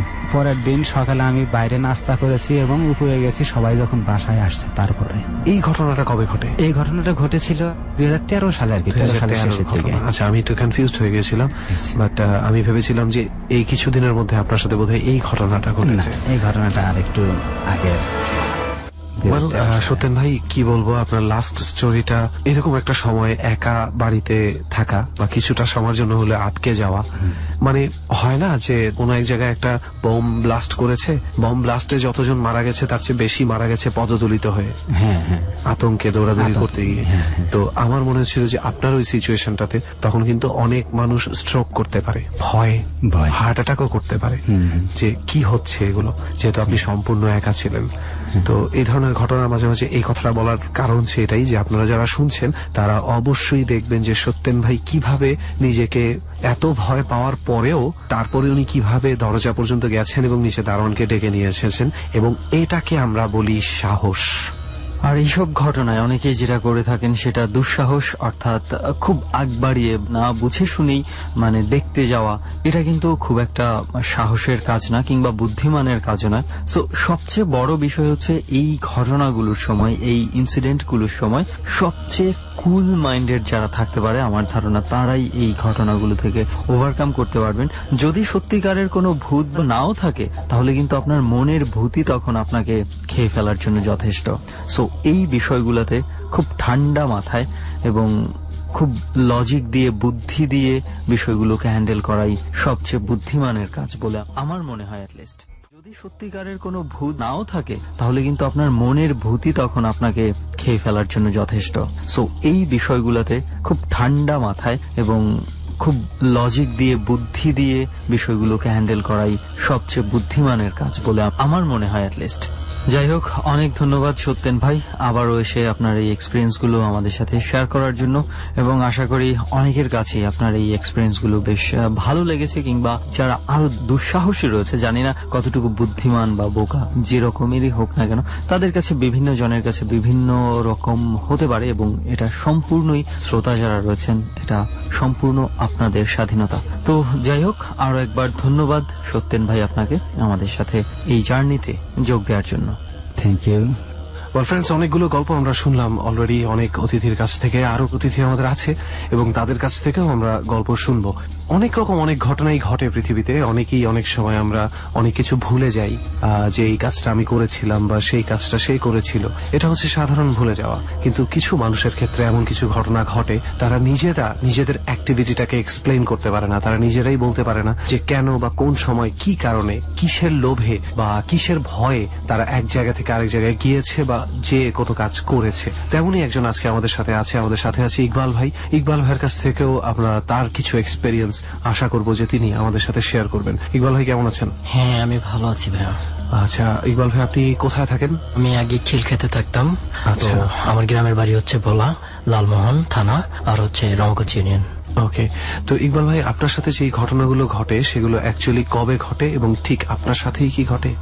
অ্যাকচুয়ালি ঘটনাগুলো আমার সাথেই ঘটেছে, ঠিক আছে। আর আমি এই ঘটনার রাজসাক্ষী, কারণ এই জন্য বলবো, পুরানো বাড়ি থেকে সামনে একটু নতুন বাড়ি করছি, সেটা নিয়ে গল্পটা, ঠিক আছে। আর এই গল্পের কারণে আমার লাইফে মানে অনেকগুলা সময় আমি নষ্ট করছি। আমি অনেক মানে এই ঘটনাকে কেন্দ্র করে আমার লাইফটা অনেক মানে ফুললি ডিজার্ভ হয়ে গেছিল। আচ্ছা, সেখান থেকে কোন রকমের নিজেকে উদ্ধার করে আনা হয়েছে, ঠিক আছে। আমাদের ওইখানে একজন পীর ছিল, ওই পীরের মাধ্যমে। ওকে, যাই হোক, আমরা আরো ডিটেইলসে আপনার কাছ থেকে শুনবো। তো তাহলে আমরা প্রথম ঘটনাটাতে চলে যাই। আপনি কোন ঘটনাটা আমাদের সাথে শেয়ার করতে চান? ঘটনাটা কবে? ঘটনাটা হচ্ছে মিনিমাম 5 years ago। আচ্ছা, তো কোথায় ঘটনাটা বলবো, এটা আমার নিজের বাড়িতে। আচ্ছা, সেই জায়গাটা কোথায় ভাইয়া? সেই জায়গাটা হচ্ছে ভোলার লালমোহন থানা রমগঞ্জ ইউনিয়নের 2 নং ওয়ার্ডে। আমাদের বাড়ি যেটা আর কি, পুরান বাড়ির সামনে নতুন বাড়ি। আচ্ছা আচ্ছা, তো একেবারেই তো বোধহয় গ্রাম যাকে বলে, ঠিক সেভাবেই কি আমরা, মানে আমি চাচ্ছিলাম যে আমাদের যে শ্রোতা বন্ধুরা যারা শুনছেন তারা যেন একটু হলে বুঝতে পারে যে আপনি কোন অবস্থানটায় বসে কি ধরনের ভয়টা পেয়েছিলেন। আসলে এই অবস্থানটা অনেক কঠিন ছিল, আমার সাথে ঘটা ঘটনা। তো আমি আসলে জিনিসটা এক্সপ্লেন করতে গেলে দর্শকের মধ্যে অনেকটা ভয় জেগে যাবে। আসলে মানুষের লাইফে এরকম কিছু ঘটতে পারে। ওকে, তাহলে আর কোনো কথা না বাড়াই আমরা ইকবাল ভাই আপনার সরাসরি একদম শুরু থেকে শেষ পর্যন্ত গল্পে চলে যাই। আচ্ছা, আমার গল্পটা বলতে গিয়ে আমার নিজের মানে গায়ের পশমগুলো দাঁড়িয়ে যাচ্ছে মনে হয়। ঘটনাটা হচ্ছে এরকম, আমাদের একটা পুরোনো বাড়ি আছে, এই বাড়ির সামনে আমার দাদু একটা নতুন বাড়ি করে। আচ্ছা, এই বাড়িটার পরিচর্যা করার জন্য কয়েকজন লোক রাখে, ঠিক আছে। একটাই ঘর ছিল, ছোট্ট একটা ঘর, তখনও ভালো করে কোনো ঘর তৈরি করা হয়নি। তখন ওইখানে যাদেরকে থাকতে দেওয়া হয়েছিল তারা থাকতো। তো থাকাকালীন অবস্থায় এমন কিছু মানে অলৌকিক ঘটনা ঘটতেছিল যেগুলো দেখে আসলে যাদেরকে রাখা হয়েছিল তারা অনেক ভয় পাইতেছিল। যেমন একদিন রাতে ওনারা মানে ঘর থেকে সামনে দাঁড়া দাঁড়া গল্প করতেছে, তখন দেখতেছে জোনাকির মতো, জোনাকি তো সাইজ একটু ছোট হয়, কিন্তু ওই জিনিসটা ছিল অনেক মানে একটু বড় টাইপের, তারার মতো। আকাশের তারার দিকে তাকালে যেরকম এরকম মনে হয়। তারাটার দিকে তাকানোর পরে হুট করে মানে আগুন ধরে যায়। আগুন জ্বলন্ত তারাগুলোর মধ্যে থেকে, জ্বলন্ত তারাগুলোর মধ্যে থেকে মানে ছোট্ট একটা তারকা এত বড় আগুন হয়ে গেছে, ওনারা তো ভয়ে একদম হিপ খেয়ে গেছে। আচ্ছা ভাইয়া, ওনারা ঠিক কোথায় এটা দেখতে পান? আমাদের যে ঘরটা করা হয়েছিল নতুন, ওই ঘরের একটু সামনে বড় একটা পুকুর, পুকুর পাড়ের একটা কর্নারে একটা তাল গাছ আছে বড়, ঠিক আছে। তাল গাছের ওইখান থেকে শুরু করে সবসময় তাল গাছ থেকে শুরু করে এই পাশে একটা তেঁতুল গাছ আছে, তেঁতুল গাছ বরাবর এই কণাকণি, ঠিক আছে, এই দুইটা জিনিস সবসময় মুখ করতো। আচ্ছা, এটা প্রায়ই হতো এটা। আচ্ছা, তারপরে কি হলো? তারপরে এমন অবস্থায় মানে ঘটতেছে ঘটনাগুলা, ওনারা দেখতেছে, ভয় পাইতেছে। পরে আমার দাদাকে বললো, ভাই আমাদের এখানে তো আপনারা থাকতে দিচ্ছেন, প্রতিদিন এরকম মানে ভয়ঙ্কর ঘটনাগুলা ঘটতেছে, আমরা এরকম হলে কিভাবে থাকবো? পরে দাদাকে গিয়ে বলার পরে দাদা বন্ধ করে দিছে বাড়িটা, বন্ধ করে দিল। বন্ধ করে দেওয়ার পরেও কোনো কার্যকর হয় নাই। পরে একই সেম টাইম পরের দিনে একই রকম ঘটনা। পরে ওইখানে বলতো যে বাড়ি পাহারা দেয়, ঠিক আছে, সাদা অদ্ভুত লম্বা। তো আমাদের ঘরের সামনে যে কাঁঠাল গাছ আছে এখানে নাকি প্রায় সময় দাঁড়ায় থাকতো। তো ওনাদের মানে একটু আগে যে মানুষটার ডেসক্রিপশন আপনি দিলেন, হ্যাঁ, লম্বা সাদা জামা পরা, হ্যাঁ, যে তার কথা বললাম, ওই একটাই লোক নাকি যে উনি বাড়ি পাহারা দিত, এক এক সময় এক এক রূপে থাকতো বাড়ির মধ্যে। আচ্ছা আচ্ছা। তো এমন অবস্থায় ঘটনা চলতেছে মানে ক্রমবর্ধমান, এটা এখনো আজ পর্যন্ত চলতেছে। আরো কিছু ঘটনা যদি আপনার কাছ থেকে শুনতে পারতাম আমরা, কি ধরনের ঘটনাগুলো ঘটছে? ঘটনাগুলো ঘটছে এরকম যে ওই বাড়িতে বন করার পরে কিছুদিন শান্তিতে ছিল, বাট একদম যে আমার দাদা ওটা ইয়ে করে দেওয়ার পরে, বন করে দেওয়ার পরে অকার্যকর ছিল তা না। আচ্ছা, কিছুটা হলো কার্যকর ছিল, কিন্তু কিছুদিন পরে ওনারা থাকতে শুরু করলো। তো এরকম করে ওনার একটা মেয়ে ছিল, ঠিক আছে, ওই যে গ্রামের বাসায় বলো না ওর কাজ থাকে, তো ওনার মেয়ে পুকুর থেকে পানি আনতে গেছে, ঠিক আছে। তখন কিন্তু আমাদের পানি কলটা তৈরি হয় নাই। পানি আনতে যায়, ও এটা দেখে একদম সাদা অদ্ভুতে, ভুতুরে লম্বা সাদা জামা, ঠিক আছে। ঠিক কয়টার সময় আপনি আরেকটু আমাদেরকে গুছিয়ে বলুন যে আসলে কি দেখতে পেল? মানে কলের দিকে যাইতেছিল, মানে পুকুর পাড়ের দিকে, যেখানে আমাদের কলটা হয়েছে এখন নতুন কলটা। তো এখানে এটার পরে বড় পুকুরটা, আমি যে সামনে ছোট পুকুরের ডিসক্রিপশন দিলাম, একটু সামনে গিয়ে বড় পুকুরটা। তো গ্রামের বাড়িতে 7টা-8টার দিকে এমনি নির্জন, রাইট, সবাই 8টা-9টার দিকে খাওয়া দাওয়া করে ঘুমাই পড়ে। তো ওকে বলছে যে এক কলসি পানি নিয়ে আসো। তো পানি নিতে গেছে, পানি নিতে যায় দেখে যে অদ্ভুত, ঠিক আছে, পাটা একটু ঘোরানো, অনেক লম্বা, পাঞ্জাবি পরা, সাদা। এটা দেখে মনে হয় যে ও মাটিতে পড়ে গেছে। আচ্ছা, দেখতে কেমন ছিলেন চেহারা, সেটা কি ও বলতেছে, ভাইয়া আমি যখন এটার মুখের দিকে তাকালাম অনেক লম্বা, মনে হচ্ছে আকাশ ছোঁয়া, এত লম্বা। এটা দেখে এত প্রচুর পরিমাণ ভয় পাইছি আমি আসলে তখন কল্পনা করতে পারতেছিলাম না যে আমি কি করব। আচ্ছা আচ্ছা। এক পর্যায়ে পড়ে গিয়ে মুখ দিয়ে লেড়া ছেড়ে দেয়। আচ্ছা আচ্ছা। পরে ওকে মানে উঠাই নিয়ে আসছে বাসায়। তাকে ঠিক মানে উনি ঠিক কয়টার সময় গিয়েছিলেন ওদিকে রাতে? তখন মানে 7:30 থেকে 8টা। আচ্ছা আচ্ছা। গ্রামের বাড়ি একদম, আমাদের যে কাটা বাগানটা আছে এটা তো একদম মানে অন্ধকার, মানে খুব ভয়ঙ্কর একটা পরিবেশ, মানে শিয়ালরা হু করে, মানে সবারই গ্রামের বাড়িতে ভয় লাগে, ওই মানে বাগানের ভিতর কেউ রাত্রেবেলা ঢুকতে চায় না। তো পরে এক পর্যায়ে ওকে বাসায় নেওয়ার পরে জ্ঞান ফেরার পরে দেয়ালের এদিকে তাকায় বলতেছে, মামা এটা কি দেখো কত বড় চোখ, এরকম করে। আবার যেদিকে তাকায় এদিকে আঙ্গুল দিয়ে ডেডিকেট করে, মা এটা কি, হা করে আছে, আমাকে খেয়ে ফেলবে, মা ভাগ, ঠিক আছে, এরকম করতেছে। পরে এক পর্যায়ে একটা হুজুর নিয়ে আসছে, হুজুর নিয়ে এসে মরিচ পুরে ওর নাকের মধ্যে এভাবে ধরলো, ধরার পরে হাসি দিল। পরে কোনো কাজ করতেছে না। পরে এক পর্যায়ে ওর চোখগুলো লাল লাল হয়ে গেছে, একদম বড় বড়। আচ্ছা, এটা দেখে হুজুর বলতেছে, ওকে তো ভালো বুদ্ধি পাইছে, তো ওরে ভালো করে ট্রিটমেন্ট করতে হবে। আচ্ছা। পরে দেখলাম ওরে মানে একদম ভালো করে রশি দিয়ে বাঁধলো। বাঁধার পরে এক পর্যায়ে ও মানে ছোটাছুটি করতেছে, আমি বেরিয়ে যাবো, এখানে থাকবো না, ঠিক আছে। তখন কি তার কণ্ঠস্বর তার নিজের মতনই? না, একটু অদ্ভুত, এরকম মোটা করে বলতেছে, আমি বেরিয়ে যাবো, আমাকে এখানে কেউ ধরে রাখতে পারবে না, ঠিক আছে, এরকম করে। পরে এক পর্যায়ে ওকে কেউ মানে রাখতে পারতেছে না। পরে হুজুর বলতেছে তুই বেরিয়ে যাবি কেন? পরে বলতেছে আমার বাসা না তেঁতুল গাছের মধ্যে। আচ্ছা, ওই যে আমি যে ফার্স্টে তেঁতুল গাছের কথা ডেডিকেট করলাম, আমি এখানে থাকি। তুই এখানে থাকিস তো এখানে আসছিস কেন? পরে বলতেছে এখানে আসছি, এখানে আমি অনেক অনেক যুগ ধরে থাকি। মানে তাদের পৈতৃক সম্পত্তি ওটা? পৈতৃক সম্পত্তি কিনা জানি না, তবে ওর মানে কাহিনীগুলো দেখে এত খারাপ লাগতেছিল যে নিজেকে ধরে রাখতে পারতেছিলাম না, যে গার পশমগুলো কাটা দিচ্ছে বারবার। যে ও মানে একটা স্বাভাবিক মানুষের কণ্ঠ আর একটা অস্বাভাবিক কণ্ঠ, দুইটাই কিন্তু, একটা ভুতুরের কণ্ঠ একটা স্বাভাবিক মানুষের কণ্ঠ, দুটার মধ্যে কিন্তু অনেক ডিস্টেন্স। অনেক। এক পর্যায়ে ও তো আর কোনো কিছু মানতেছে না, আমি তেঁতুল গাছে চলে যাব, তেঁতুল গাছে চলে যাব এমন করতেছিল। পরে হুজুর ওরে ভালো করে রশি দিয়ে বাঁধলো। বাঁধার পরে আমাকে বাঁধিস কেন, ছাড় আমাকে ছাড়, আমি এখানে থাকবো না, এরকম করে। ও মানাতে পারতেছে না। পরে বলতেছে দেখ পাগলামি করিস না, তুই চলে যা, ঠিক আছে? শুনতেছে না, কোনো কিছুতেই রাজি হচ্ছে না যে যাবো না, আমি সুলতানাকে নিয়ে যাব। আচ্ছা, এভাবে পরে শুনতেছে না তো শুনতেছে না। পরে ওরে বাঁধার পরে কাপলা গাছ তো চেনেন আপনারা, কিন্তু এই কাপলা গাছটা নিয়ে আসছে, নেশা মরিচ পড়লো আর সূরা ইয়াসিন পড়তেছে আর কি কি সূরা যেন পড়তেছে। পরে পরে ও দিতেছে, কতক্ষণ পরে গর্জন মারে, চোখ গোলা বড়কে, আমাকে ছাড় আমি খাবো, এরকম করতেছে। পরে বলতেছে কিছুক্ষণ পরে বলতেছে আমাকে একটা মিষ্টি খাওয়াবি, এরকম করে আমাকে একটা মিষ্টি খাওয়াবি। পরে বলতেছে না তোকে মিষ্টি খাওয়াবো না, তোকে জুতা খাওয়াবো। তুই জুতা নিবি? বলতেছে না আমি জুতা নিব না। আমি কি জুতা খাওয়ার মতো লোক? একদম চোখ গোলা লাল টকটক হয়ে গেছে। আচ্ছা, চারদিকে তাকায় সেই ভয় পায়। পরে এক পর্যায়ে মানে জিনিসগুলো নিয়ে। আচ্ছা ইকবাল ভাই, আপনি কি তখন ছিলেন ওইখানে? তখন আমি ছোট ছিলাম। আচ্ছা আচ্ছা, কেন জিজ্ঞেস করলাম হঠাৎ করে এই কথাটা, আপনি যখন বলছিলেন না যে যার দিকেই তাকাচ্ছে সেই ভয় পেয়ে যাচ্ছে, তো আমার মনে হয়েছিল আপনি থাকলে হয়তো আপনার কাছ থেকে আমরা সরাসরি আরো জানতে পারতাম যে কি পরিমাণ ভয় পেয়ে যাচ্ছিল। একটা মানে একটা গল্পের রেশ ধরেই কিন্তু আমি কিন্তু কখনো কোনো কিছুকে ভয় পেতাম না, আর তাবিজ কবজে কখনো বিশ্বাসী ছিলাম না। আচ্ছা, এক পর্যায়ে ওকে মরিচ পোড়া দিল। ওই সুলতানাকে মরিচ পোড়া দেওয়ার পরে হাসি দেয় আর এদিকে ছুটাছুটি করে। এ হাতে নাকি 4 জন ধরে রাখছে, এ হাতে 4 জন ধরে রাখছে, ওকে ধরে রাখতে পারে না, এতটা ভীষণ ডেঞ্জার আছে। আর চুলগুলা এলোমেলো, যেমন কিছু কিছু জিনিস আছে না, যেমন কিছু পাগলি মাদারিদেরকে রাস্তায় দেখা যায় যে অদ্ভুত অবস্থা, চোখগুলো বের করে রাখে। কিছুক্ষণ পরে এরকম মাথা নাড়া দেয়, মাথা নাড়া দিয়ে আমাকে ছাড় আমি যাবো, তেঁতুল গাছে যাবো, আমার আরো 6 বোন আছে, এরকম করে ওরা 7 বোন। পরে হুজুর বলতেছে দেখ তুই যা যা, সুলতানাকে রেখে যা, ঠিক আছে? ওনার একটা মাত্রই মেয়ে, তুই ওকে গিয়ে মেরে ফেলবি, ওকে মারবো না, ওকে আমাদের সঙ্গে রাখবো, সঙ্গে রেখে ওকে আমাদের সাথে আমাদের মতো করে বানাবো। পরে এক পর্যায়ে মানে হুজুর ওকে যে কালপার লাঠি আছে এটা দিয়ে সূরা পড়তেছে আর মারতেছে। আচ্ছা, আমাকে ছাড় বারবার একই ধরনের মানে কথা বলতেছে। পরে আস্তে আস্তে মারতেছিল, শুনতেছিল না, পরে জোরে মার দিছে। জোরে মার দেওয়ার পরে অনেকক্ষণ পর ঠাস করে পড়ে গেছে, পরে যা অজ্ঞান হয়ে গেছে। পরে মাথায় তেল তোলা দিল, তেল তোলা দেওয়ার পরে কিছুটা জ্ঞান ফিরছে। জ্ঞান ফেরার পরে ওকে জিজ্ঞাসা করলো কি হয়েছে। আমি তো কিচ্ছু জানি না কি হয়েছিল, আমার কিছুই জানি না আমার কি হয়েছিল। কেন আমি কিচ্ছু জানি না, আমি এখানে কেন, এরকম করতেছিল। আর শেষ পর্যন্ত কি যে জিনিসটা ওনার ভিতরে ছিল সেটা বের হয়েছিল? হ্যাঁ, সেটা বের হয়েছিল। আপনারা কিভাবে টের পেলেন? যখন ওর যে মানে পাগলামিটা করছিল আগের সময়টাতে, সেই পাগলামিটা পরে আর করে নাই। পরবর্তীতে কোনো রাতে বা কোনোদিনও হঠাৎ করে একদিন কখনোই হঠাৎ করে এরকম কিছু আর মানে ওর মধ্যে পাওয়া যায় নাই। পরে এক পর্যায়ে অনেক দিন যাওয়ার পরে আমাদের সেই বাড়িটাতেই মানে আমাদের দাদার যে ছেলেরা, যেমন আমার আব্বু আমার জ্যাঠারা, ওনারা একটু বড় হয়ে গেছে, সবাই বিয়ে শাদী করছে, তখন তো সবার জন্য আলাদা আলাদা ঘর দরকার।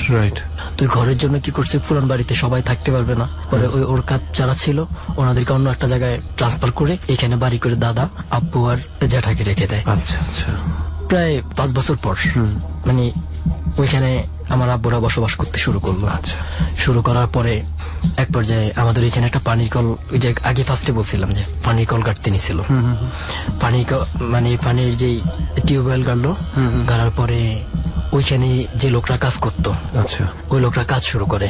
কাজ শুরু করার পরে প্রতিদিন রাতে সবাই এই যে কলালারা যেরকম হইচই করে গান বাদ্য করে সব সময়, ওরা এগুলা করতে থাকে। তো রাত্রে 1টা-1:30 বাজে। তখন একটা ছিল অনেক দুষ্ট, সবসময় যে কল গাড়তে প্রচুর দুষ্ট ছিল, ও কিছুকে ভয় পেত না, সবাই ঘুমাই গেছে, ও গান গাইতেছে, দুষ্টামিছে। পরে ওই যে আমি যে বাড়ি পাহারাদারের কথা বললাম, ও সেম গল্পটা করলো এখানে এসে। ওইখানে এসে ওর সাথে একদম মুখামুখি দাঁড়ায়, একদম সামনের দিকে দাঁড়ায়, বলতেছে আল্লাহ, পা হচ্ছে মাটিতে আর মাথা হচ্ছে আসমানে, এটা কি, মানে এত অদ্ভুত লাগতেছিল। পরে এক পর্যায়ে ও খুব ভয় পায়। ভয় পাওয়ার পরে আম্মু বাসা থেকে চলে আসে। আম্মু বাসা থেকে চলে আসার পরে ওইখানে দাঁড়ায় বলতেছে কি হয়েছে এখানে এত চিল্লাচিল্লি কেন, কল্লাদেরকে জিজ্ঞাসা করে। আচ্ছা। পরে ওরা বলতেছে আপু ওনা কি যেন একটা দেখছে, ঠিক আছে, দেখে অজ্ঞান হয়ে গেছে। পরে আম্মু বলতেছে এগুলা কোনো ঘটনা না, এগুলা আমাদের বাড়িতে পূর্ব থেকে স্বাভাবিকভাবে ঘটতেছে, তোমরা ভয় পাও না, তোমরা তোমাদের মতো কাজ করো। আচ্ছা। তো গেল সেদিনের হিস্টোরি। তো যাওয়ার পরে দাদি আমার পুকুর বাড়িতে বেড়াইতে গেছে, আমার শেফালি পুকুর বাড়িতে। আমার পুকুর বাড়ি একটু কাছাকাছি। আচ্ছা। তো রাত্র 12টা বাজে। আয়সা মানে দাদির কণ্ঠে একদম হুবহুব বলতেছে, আব্বুর নাম ধরে ডাকতেছে, নাসির, একবার ডাক দিছে। আব্বু বলতেছে, আম্মুরে বলতেছে যে দেখো আমাকে ডাকতেছে, আমি যাই, মা মনে হয় আসছে। আম্মু বলতেছে রাত্র 12টা বাজে, তোমার মতো এখন আসার কথা না, এখন কোত্থেকে আসবে, দাঁড়াও আর একটু ওয়েট করো, আর 2টা ডাক দেখ, 3টা ডাক দিলে হয়তো বুঝবো যে মানুষ ডাকতেছে। এক পর্যায়ে চিন্তাধারা করে দেখলো আর কোনো ডাকাডাকি নেই। আচ্ছা। এক পর্যায়ে কোনো ডাকে একবারে নক করেছে? হ্যাঁ, একবারে নক করেছে। সেই ঘটনাটাই দাদি 2004 সালে মারা যায়। 2004 সালে মারা যাওয়ার মানে 1 বছর আগে ঘটনাটা ঘটে। আচ্ছা। সেম একই গল্প গত 2 মাস আগে আমি যখন বাড়িতে যাই, বাড়িতে যাওয়ার পরে আমার একটা ভাবি আছে, ওনার নাম হচ্ছে মিলু। আচ্ছা। তো উনি সেম টাইম ওই একই জায়গায় আমাদের যে কলটা কাটছে ওইখানে দাঁড়ায়, বলতেছে শৈলী, বাবা ডাক দিল। ডাক দেওয়ার পরে আমরা বললাম আম্মু আমাকে না ভাবি ডাকতেছে। আম্মু বলতেছে এটা তো পূর্বের সিন, ঠিক আছে, ও তো আমাদেরকে ডিস্টার্ব করতেছে। তো প্রতিদিন এরকম করে ডিস্টার্ব করতো। আর আমাদের মানে বাড়িতে ঘর 2টা, আর আমরা লোক সংখ্যা অনেক কম। আম্মু তো সরকারি চাকরি করে, ওইখানে অফিস শেষ করে নানা বাড়িতে বেড়াইতে যায়। শৈলী একা বাসায়, আমরা 1 ভাই 1 বোনে। তো ও বাসায় বসে আছে। পরে ও বলতেছে ভাই আমি এরকম করে শুনলাম যে আমাদের যে কামরাঙ্গা গাছের গোড়ার মধ্যে বসে বসে উমু করে কান্না করতেছে। পরে আমি চিল্লা ভাবিরে ডাক দিতেছি, ভাবি কি যেন মানে উমু করে কান্না করতেছে। আচ্ছা। মানে ওই একটা জিনিস এখনো ডিস্টার্ব করে চলতেছে। এখনো? লেটেস্ট কোন ঘটনাটা ঘটে? একদম লেটেস্ট যেটা, আমাদের যে কাঁঠাল গাছ আছে বাসার সামনে, আমার ছোট বোন দাঁড়ায় আছে, দাঁড়ায় এসে একটা জোরে একটা বাতাস আসে, ঠিক আছে, এমন জোরে বাতাস আসে, বলতেছে ভাই বাতাসের সাথে আমি দাম করে মাটির মধ্যে পড়ে গেছি। পরে আমি বাসায় এসে আর গা স্থির করে দাঁড়া রাখতে পারতেছিলাম না। মানে সেই আগের সুলতান নামে মেয়েটা যা করছে সেম আমার বোন একই কাহিনী শুরু করছে। এটাকে সারানোর জন্য আমার এই যে হাসি মারানা হুজুর ছিল, উনি মরে গেছেও, ওনাকে দিয়ে এগুলা ঠিক করা হয়। মানে এটা উমো করে কান্না করে, টিনের চালের মধ্যে জোরে জোরে থাপড় মারে, একা ডিস্টার্ব করেই যাচ্ছে বিভিন্ন ভাবে, এখনো ডিস্টার্ব করতেছে। আপনারা এখন পর্যন্ত একটারও কারণ বের করতে পারেননি যে এটা অলৌকিক ঘটনা ছাড়া আর কি হতে পারে? কারণ বের করার জন্য অবশ্যই আমাদের ওইখানে একটা হিন্দু ভালো জ্যোতিষী আছে। আচ্ছা। ওনার কাছে আম্মু একবার গেছিল। পরে বলতেছে মানে এই জিনিসটা নাকি শত্রুরা করতেছে, ইচ্ছা করে কেউ একজন, হ্যাঁ, শত্রু আর কি, হ্যাঁ, জিনের মাধ্যমে মানে ভয় দেখানোর জন্য, পারিবারিক ভাবে তুচ্ছতাচ্ছিল্য করার জন্য, নষ্ট করার জন্য, মান সম্মান নষ্ট করার জন্য এগুলা করে। বুঝতে পেরেছি। তার মানে ইকবাল ভাই, আপনি প্রথম যে ঘটনা আমাদের সাথে শেয়ার করলেন সেটা আসলে একটা ঘটনা বলা ঠিক হবে না, অনেকগুলো ঘটনা মিলে একটা অবস্থা, এবং সেই অবস্থাটা এখন পর্যন্ত চলছে। আর আশা করছি হয়তোবা ভবিষ্যতে কম ঘটবে কিংবা একেবারেই ঘটবে না। যাই হোক, আমরা আরো একটা ঘটনা মনে হয় আপনার আছে, সেটা আমরা শুনবো, যেটা আপনার একেবারে আপনার সাথেই ঘটে যাওয়া। হ্যাঁ, এটা আমার সাথেই ঘটে যাওয়া, কিন্তু আসলে আমার যে বলবো, ঠিক আছে, আমার খুব মানে এই মুহূর্তে কতটা ভয় লাগতেছে বুঝতে পারছি। আপনি বলতেও তো মনে হচ্ছে একটা আতঙ্কের মধ্যে চলে যাচ্ছে। আতঙ্ক মানে এটা আমার লাইফটাকে ফুলি ডিজার্ভ করে দিচ্ছিল। মনে হয় যে আমি আর যেভাবে আমার লাইফটা কাটতেছিল, মনে হয় যে আমি এরকম চলতে থাকলে মেবি হয়তো পাগল হয়ে যাবে, এরকম একটা অবস্থা ছিল। আমি বুঝতে পারতাম না যে আসলে আমি কি করব। এটা ঠিক কবে থেকে শুরু হয় ব্যাপারটা আপনার সাথে? এটা জাস্ট আমি যখন বিএসসিতে ভর্তি হই, ইউএইচএস ইউনিভার্সিটিতে, 6 মাস আগের ঘটনা। আচ্ছা, তো আমরা একটু শুনি একদম শুরু থেকে যে ঘটনাটা অ্যাকচুয়ালি কিভাবে ঘটতে শুরু করলো। অ্যাকচুয়ালি ঘটনাটা ছিল এরকম, আমার একটা ফুফাতো ভাই ছিল, অনেক দুষ্টু প্রকৃতির, ছোট হলো, ওর নাম হচ্ছে কামরুল। আচ্ছা। তো ও আমাদের বাড়িতে থাকতো প্রায় সময়। তো পুপি ওকে একটা হাফিজি মাদ্রাসায় পড়তে দিছে। আচ্ছা। হাফিজি মাদ্রাসায় পড়তে দিলে ও মাদ্রাসায় থাকতো না, কারণ ওর সাথে কি না কি ছিল, সবাই বলতো যে ওর সাথে নাকি জিন নাকি আছে, এরকম একটা কিছু বলতো। আমি বলতাম এগুলো সেটা কি এমনি বলার জন্য বলতো নাকি আসলেই এরকম কিছু ছিল? বলার জন্য বলতো কিনা জানি না, আমি আসলে এগুলো বিলিভ করতাম না, কিন্তু যখন আমার সাথে ঘটে তখন আমি বিলিভ করছি যে আসলে এটা বিলিভ করার মতো ঘটনা। ওকে মাদ্রাসায় দিলে মাদ্রাসায় থাকতো না, ওদিক ওদিক ছোটাছুটি করতো, ওকে খুঁজে পাওয়া যেত না 2-3 দিন, এরকম একটা অবস্থান তৈরি হতো। আসলে এই এতটুকু ব্যাপারকে কিন্তু আমরা আবার ভুতুড়ে বলতে পারি না, যেহেতু ডরের ধারাটা একটু অন্যরকম। তাই ইকবাল ভাই, আমি আপনাকে মাঝখান থেকেই বলে দিই যে সাধারণত আমরা যখন ভূতের গল্প বা ভয়ের কোনো ঘটনা আমরা যখন শুনি, তখন সাধারণত দেখা যায় যে বেশিরভাগ ভয়ের ঘটনাই কাণ্ডজ্ঞানহীন হয়ে যাওয়ার কারণে ঘটে। তৎক্ষণাৎ তৎক্ষণাৎ হয়তো রাতের ওই গভীরের মধ্যে কোথায় একটা গাড়ির টায়ার হয়তো বাস্ট হয়েছে, সেটা শব্দ শুনেও কিন্তু অনেকে ভাবতে পারে গোলাগুলি হচ্ছে, ভয় পায়। তো ডর হচ্ছে এই যুক্তিগুলো পার করে তারপরেও যদি কোনো অবস্থান থাকে সেটাকে আমরা বলি ডর। সো আপনি একটু আগে যেই কথাটা বললেন যে ওকে 2-3 দিন ধরে পাওয়া যেত না, যেতে যেত না, এরকম হাজার হাজার স্টুডেন্ট আমরা স্কুলে পাবো যাদের স্কুলের প্রতি ইন্টারেস্ট নেই। এর মধ্যে কিন্তু অনেক ইন্টারেস্টিং একটা ঘটনা আছে। যেমন ও যখন মাদ্রাসায় পড়তো ওকে খুঁজে পাইতাম না, একদিন বাসায় নিয়ে আসছি, বাসায় আসার পর ওর কেউ খুঁজে পাইতেছে না। হঠাৎ দেখলো মানে পুপি বলতেছে হঠাৎ একটা জোরে বাতাস আসছে, ঠিক আছে। বাতাস আসার পরে এই যে বাসার সামনে বড় একটা তাল গাছ ছিল, ঠিক আছে, ওরা কোথাও খুঁজে পায় না। পরে উপরে মানে তাল গাছের উপরে বসে বসে কে যেন কান্না করতেছে, ঠিক আছে। সেটা কয়টার দিকে আপনারা টের পেলেন? যখন সন্ধ্যা, মনে হয় সন্ধ্যা করা একটু 7টা 7:30 এরকম বাজে। আচ্ছা, কামরুলের বয়স তখন কত? কামরুলের বয়স তখন মেবি 10 বছর। আচ্ছা, তো আপনারা হঠাৎ করে কান্না শুনতে পেলেন? কান্না শব্দ পেয়ে যে ওকে খুঁজে পাওয়া যাচ্ছে না, ঠিক আছে, এমনিতে একটা আতঙ্ক। হ্যাঁ, তা তো বটে। সে আতঙ্কের মধ্যে, ঠিক আছে, ওকে খুঁজে পায় না, ওকে এখানে দিলে শান্তি নেই, ওখানে দিলে শান্তি নেই। এত দুষ্ট একটা ছেলে, ঠিক আছে, বাড়ির মধ্যে আসছে, নিয়ে আসছি, তাও ওরে খুঁজে পাইতেছি না। হঠাৎ একটা প্রচন্ড বাতাস দেখে সবাই ভয় পাইছে, ভয় পায় ওইখানে যা খোঁজাখুঁজি করতেছে তাল গাছের নিচে, তখন কিন্তু বাতাসটা আসছে। উপরে দেখে কান্না করতেছে, মা আমাকে নাও, মা আমাকে নাও। পরে পুবিকে তাল গাছে কি ও তাল গাছে উঠতে পারে নাকি? তাল গাছে ওঠা তো কখনোই সম্ভব না। তার কষ্টের একটা কাজ, মাত্র 10 বছর বয়সে। মাত্র 10 বছর, তাল গাছে ওঠার কথাই না কখনোই। উপর দিকে তাকায় দেয় একটা তালের পিঠ ধরে এমনি ঝুলে আছে। তাও ঝুলে আছে, বসে নেই না, বসে নেই, পড়ে যাবে, ছাড়লেই পড়ে যাবে, এরকম একটা অবস্থা। এরকম ধরে কান্না করতেছে, মা আমাকে নামাও, মা আমাকে নামাও। আচ্ছা, মানে এত অদ্ভুত একটা জিনিস। আচ্ছা, পুরো বলতে ওর সাথে জিন আছে, এগুলো আমি কখনো বিশ্বাস করতাম না। জিন বলতে কি আর এখন নতুন প্রযুক্তিতে কিছু আছে নাকি? সেদিন মনে হয় আপনার কিছু? সেদিন আমি বিশ্বাস করছি যে আসলে ওর সাথে কিছু না কিছু আছে। তাহলে এত উপরে একটা বাচ্চা ছেলে কিভাবে? হ্যাঁ, পরে ওকে আমার একটা যেটা তো ভাই আছে কামাল, সব ভয়টাই বাদ দিয়ে ও বললো যে তুই শক্ত করে এটা ধরে রাখ, আমি তোকে নামাচ্ছি। ওকে তাল গাছ থেকে কামাল ভাইয়া একটা চঙ্গা দিয়ে হালকা ধরে আস্তে আস্তে মানে খুব কেয়ারলি নামাইছে। নামানোর পরে ও অজ্ঞান হয়ে গেছে। অজ্ঞান হয়ে যাওয়ার পরে ওরা ট্রিটমেন্ট করে ভালো করা হয়েছে। ভালো করার পরে এক পর্যায়ে আমি তো এগুলাকে ভয় পেতাম না, আমি বলতাম পপি দেখ এগুলি কিছুই না, এরকম প্রায় সময় তুচ্ছ-তাচ্ছিল্য করে কথা বলতাম। আচ্ছা, তো এক পর্যায়ে ঠিক আছে ও তো আমাদের বাড়িতে থাকতো, আমি জানতাম না যে আসলে ও ওই জিনটা আসলে আমার প্রতি যে অনেকটা রাগ হয়ে, ঠিক আছে, বিশ্বাস করেন না? বিশ্বাস করি না, আমাকে ক্ষতি করবে। আচ্ছা, একটু প্রশ্ন করি আগে, আপনারা কি ওই কামরুল ছেলেটাকে জিজ্ঞেস করেছিলেন যে সে কিভাবে এত উপরে উঠলো? ওকে জিজ্ঞাসা করছি, বলতেছে ভাইয়া আমি যখন দরজার সামনে একা একা দাঁড়ায় দুষ্টামি করতেছিলাম, আমি বুঝতে পারি না, হঠাৎ এসে দেখলাম যে পিছে থেকে আমি কিছু না খাপ করে ধরছে। ধরার পরে আর বলতে পারি না, ঠিক আছে। কিছুক্ষণ পরে আমি দেখি যে আমাকে বলে যে চোখ বন্ধ কর, চোখ বন্ধ কর, নাহলে কিন্তু অনেক ভয় পাবি, ঠিক আছে। চোখ বন্ধ করছে, ওইটা দেখেছে তাল গাছে। মাঝখানের কোনো স্মৃতি তার কোনো স্মৃতি মনে নেই। এমনিতে মানুষ অনেক মানে ভীত অবস্থা থাকে, যেমন একা একা হাঁটতে গেলে মনে হয় যে কি যেন শব্দ হইতেছে, কি যেন শব্দ হইতেছে, আর তার মধ্যে এমন একটা ঘটনা ঘটছে। আচ্ছা, তারপরে আমরা এবার মূল ঘটনায় যাই। মূল ঘটনা হচ্ছে আমি এগুলা কখনো বিশ্বাস করতাম না। প্রতিদিন ও আমার সাথেই থাকতো, আমি ছোট বয়সে অনেক ভালোবাসতাম, ফুফাতো ভাই, সাথে ঘুমাইতাম, সাথে চলতাম, একসাথে নিয়ে যাইতাম যেখানে যাইতাম। তো একদিন রাতে ঘুমাইতেছিলাম, তো ঘুমাচ্ছি, আমার এমন কোনো ইয়ে নাই যে আসলে আমার ভূত বা বোবা এমন কিছু আক্রমণ করতে পারবে। হঠাৎ রাত্রে ঘুমাইছি, স্বপ্ন দেখতেছি না বাস্তবে ঘটতেছে এমনটা উপলব্ধি করতে পারতেছিলাম না। হঠাৎ দেখতেছি মানে অনেক লম্বা কি যেন একটা মানে বুকের উপর চেয়ে বসে আছে, কাটালা গার মধ্যে। পরে আকৃতিটা কি মানুষের মতো?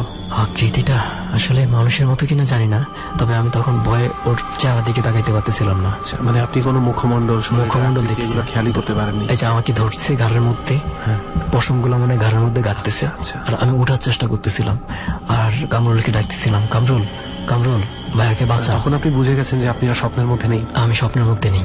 আচ্ছা, বারবার ট্রাই করে চিল্লাইতেছিলাম যে আব্বু আমাকে বাঁচাও, ঠিক আছে, জোরে জোরে, খুব জোরে জোরে চিল্লাইতেছি, কেউ শুনতেছে না, মনে হয় আমার কেউ না। পাশেই তো কামরুল ছেলেরা শুয়ে আছে, কামরুল পর্যন্ত শুনতে পাচ্ছে না?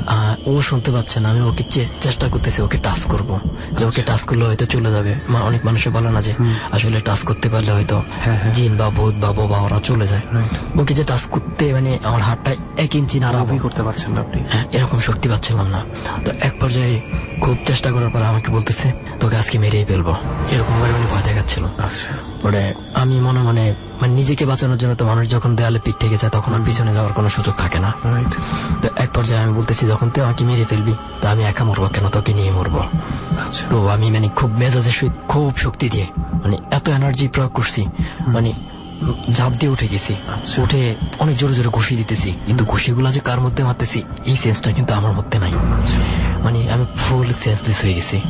সেন্সলেস হয়ে উঠে দেখি আমি আমার ফুফাতো ভাই ঘুষি দিতেছি, ও একটার পর একটা ঘুষি খেতেছে আর চিল্লাইতেছে। মাই গড, মানে আপনি ঘুম থেকে উঠে মানে ওই ঘরের মধ্যে থেকে আপনি আপনার ফুফাতো ভাই কামরুলকেই মারছিলেন? হ্যাঁ, ওকেই মারছিলাম। পরে ও আব্বুকে ডাকতেছিল, চিল্লাছিল, মামা সোহাগ ভাই না, আমার আরেকটা মানে ডাক নাম আছে সোহাগ। পরে ও বলতেছে সোহাগ ভাই না আমাকে মেরে ফেলতেছে, আমার হাঁটু টাটু সব ফেলাইছে ঘুষি দিয়ে। পরে আব্বু এটা আসছে, আব্বু এটা এসে বলতেছে কি রে তুই এরকম করছিস কেন, কি হয়েছে বলতো।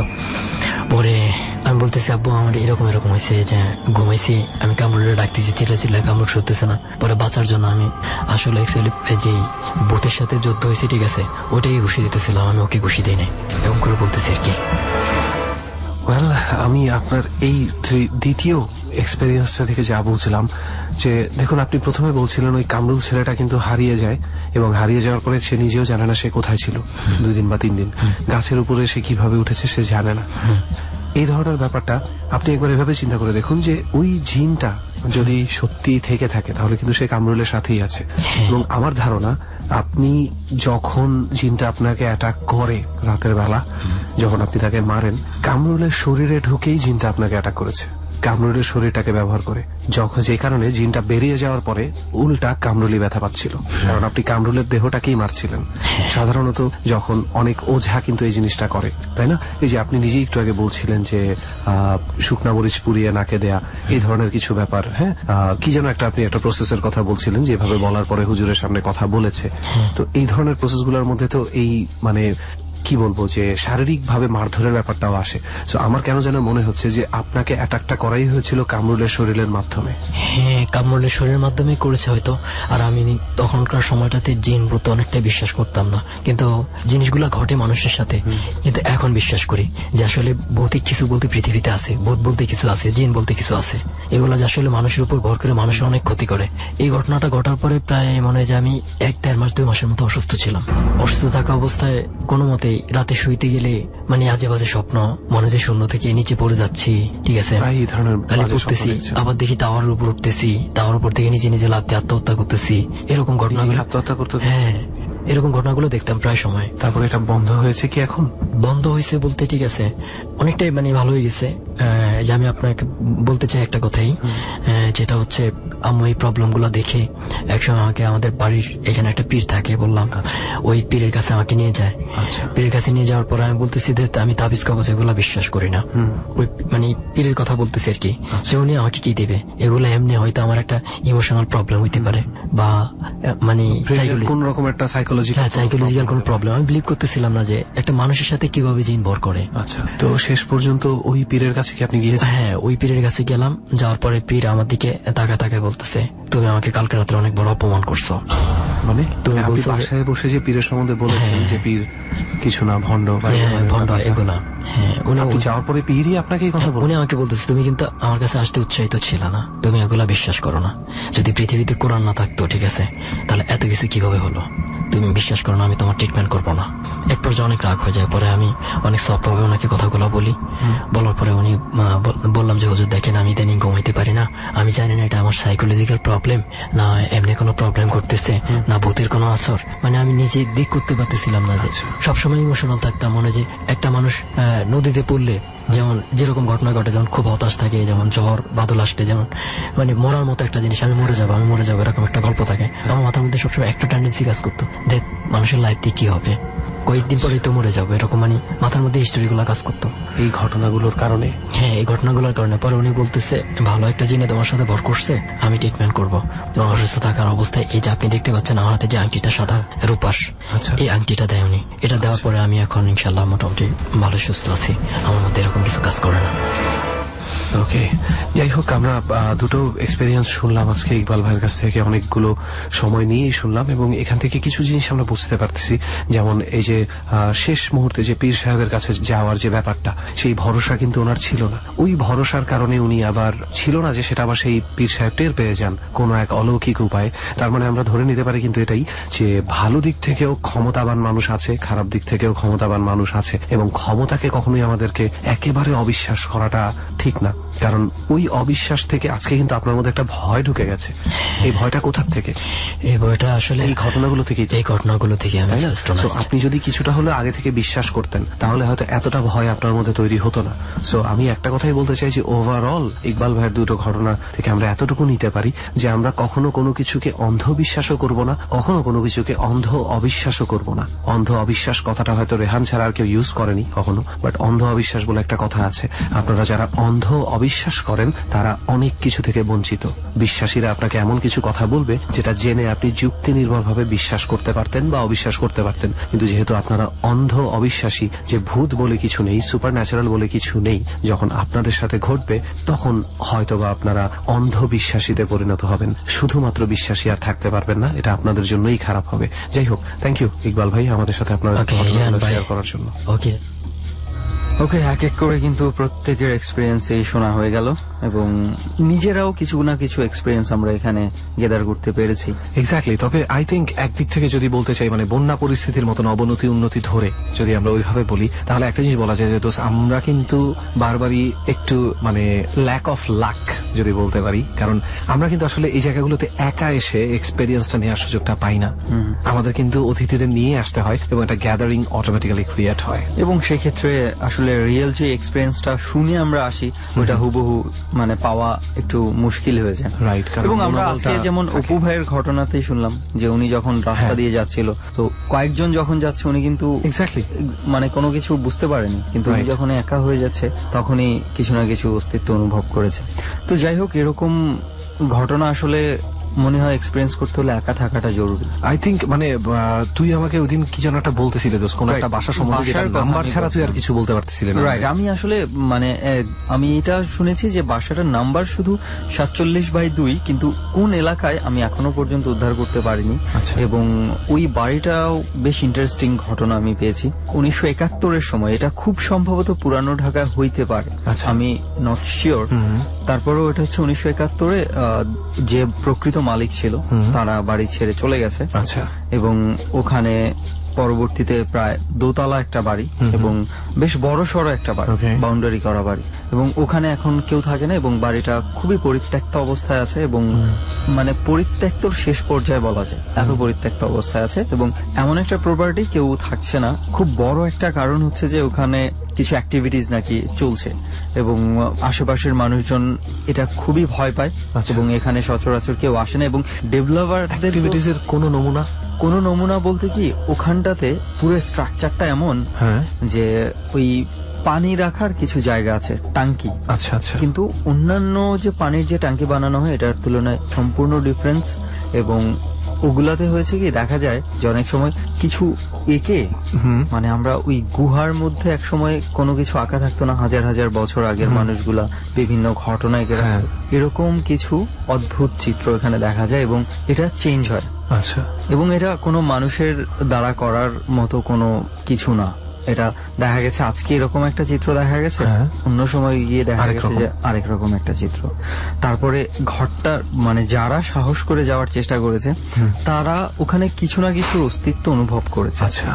সো এইসব বিষয়ের কারণে ডেভেলপাররাও এটা কিনতে রাজি হয় না, কারণ হচ্ছে ডেভেলপারদের ভয় হয়েছে যে এই রেপুটেশনে যদি সেল না হয়, রাইট, কেউ যদি এটা ঘটনা শুনে কিনতে না চায় তখন তো তারা ঝামেলায় পড়ে যাবে। সো এইসব মিলিয়ে বাড়িটা পরিত্যক্ত অবস্থায় পড়ে আছে এবং আমি আসলে এখনো পর্যন্ত পুরোপুরি ঘটনাটা উদ্ঘাটন করতে পারিনি। আমি চেষ্টা করছি আরো ইনফরমেশন নেয়ার, হয়তোবা আমরা কখনো পৌঁছে যাব সেটাতে যদি সমস্ত ঘটনা পেয়ে যাই আর কি। ওয়েল দোস্ত, মানে ইনভেস্টিগেশন কতটুকু কি করতে পারবি রিসার্চ আমি জানি না। For the last 3 years, even দর শুরু হওয়ার অনেক আগে থেকে আমি ধানমন্ডি 27 নম্বরের সেই নাম করা বাসাটা, স্ট্রেইট কাট লোকেশন আমি বলে দিতে পারি, স্টেট ইউনিভার্সিটির জাস্ট অপোজিটে যে লাল বিল্ডিংটা আছে সেই লাল বিল্ডিং এর একদম ডান দিকের 3য় তলার বাসাটা। এটা যে কেউ তাকালেই দেখতে পারবে এখনো স্টিল ওই অংশটুকুই, ঠিক ওই বাড়ির অংশটুকুই একেবারে জং টং ধরা বিচ্ছিরি। পুরো বাড়িটা খুব ওয়েল মেড আপ, বাট শুধু ওই একটা বারান্দা দেখলেই বোঝা যায় যে something wrong is going on their. এবং বাংলাদেশে প্রভাবশালী, প্রতাপশালী এবং মানে কি বলবো যে ফাইন্যান্সিয়ালি এনরিচড মানুষের কিন্তু অভাব নেই। ধানমন্ডি 27 নম্বরে এরকম লোকেশনে একটা ফ্ল্যাট কেন কেউ কিনে নিচ্ছে না, এটা অবশ্যই একটা প্রশ্ন। বেশ কয়েকবার ধোঁকাবাজি দিয়ে দোষ দারোয়ানকে বলে বাসাটা দেখার আমি চেষ্টা করেছি। ইভেন একবার একটা মেয়েকেও সাথে নিয়ে গেছিলাম, এভাবে বলে যে উই আর কাপলস, আমরা হাজব্যান্ড এন্ড ওয়াইফ, আমরা এই বাসাটা ভাড়া নিতে চাই, এই ধরনের কথা বলে। যে সাথে একটা মেয়ে থাকলে হয়তো ভাবতে পারে যে না তারা আর কি করতে পারে বড়জোর, এই ধরনের একটা ব্যাপার আছে। আমাদের দেশে তো মেয়ে থাকলে অনেক সময় চেক পোস্টে চেকও করে না, সো এই ধরনের কিছু ব্যাপার ঘটছে। তো তখনও সেই দারোয়ানটা দেখলাম যে সুপার স্ট্রিক্ট, না এই বাসা দেখা যাবে না, না না না এটা ভাড়া হয়ে গেছে, না এটা বিক্রি হয়ে গেছে, মানে কোনোভাবেই তাদের ইন্টারেস্টই নেই, এটা নিয়ে ইন্টারেস্টই নাই। ওকে, এরকম আসলে আছে অনেক জায়গায়, অনেক প্রপার্টি রয়ে গেছে, অনেক জায়গা রয়ে গেছে যেটা আমরা এখনো জানি না। তবে আমরা অনেক ঘটনা অনেক শুনেছি এবং অনেকগুলো জায়গার সন্ধান পেয়েছি যেগুলো আমরা এখনো ইনভেস্টিগেশন বাকি রয়ে গেছে, যে আসলেই জায়গাগুলো কোথায় এবং এই ধরনের ঘটনা আছে কিনা।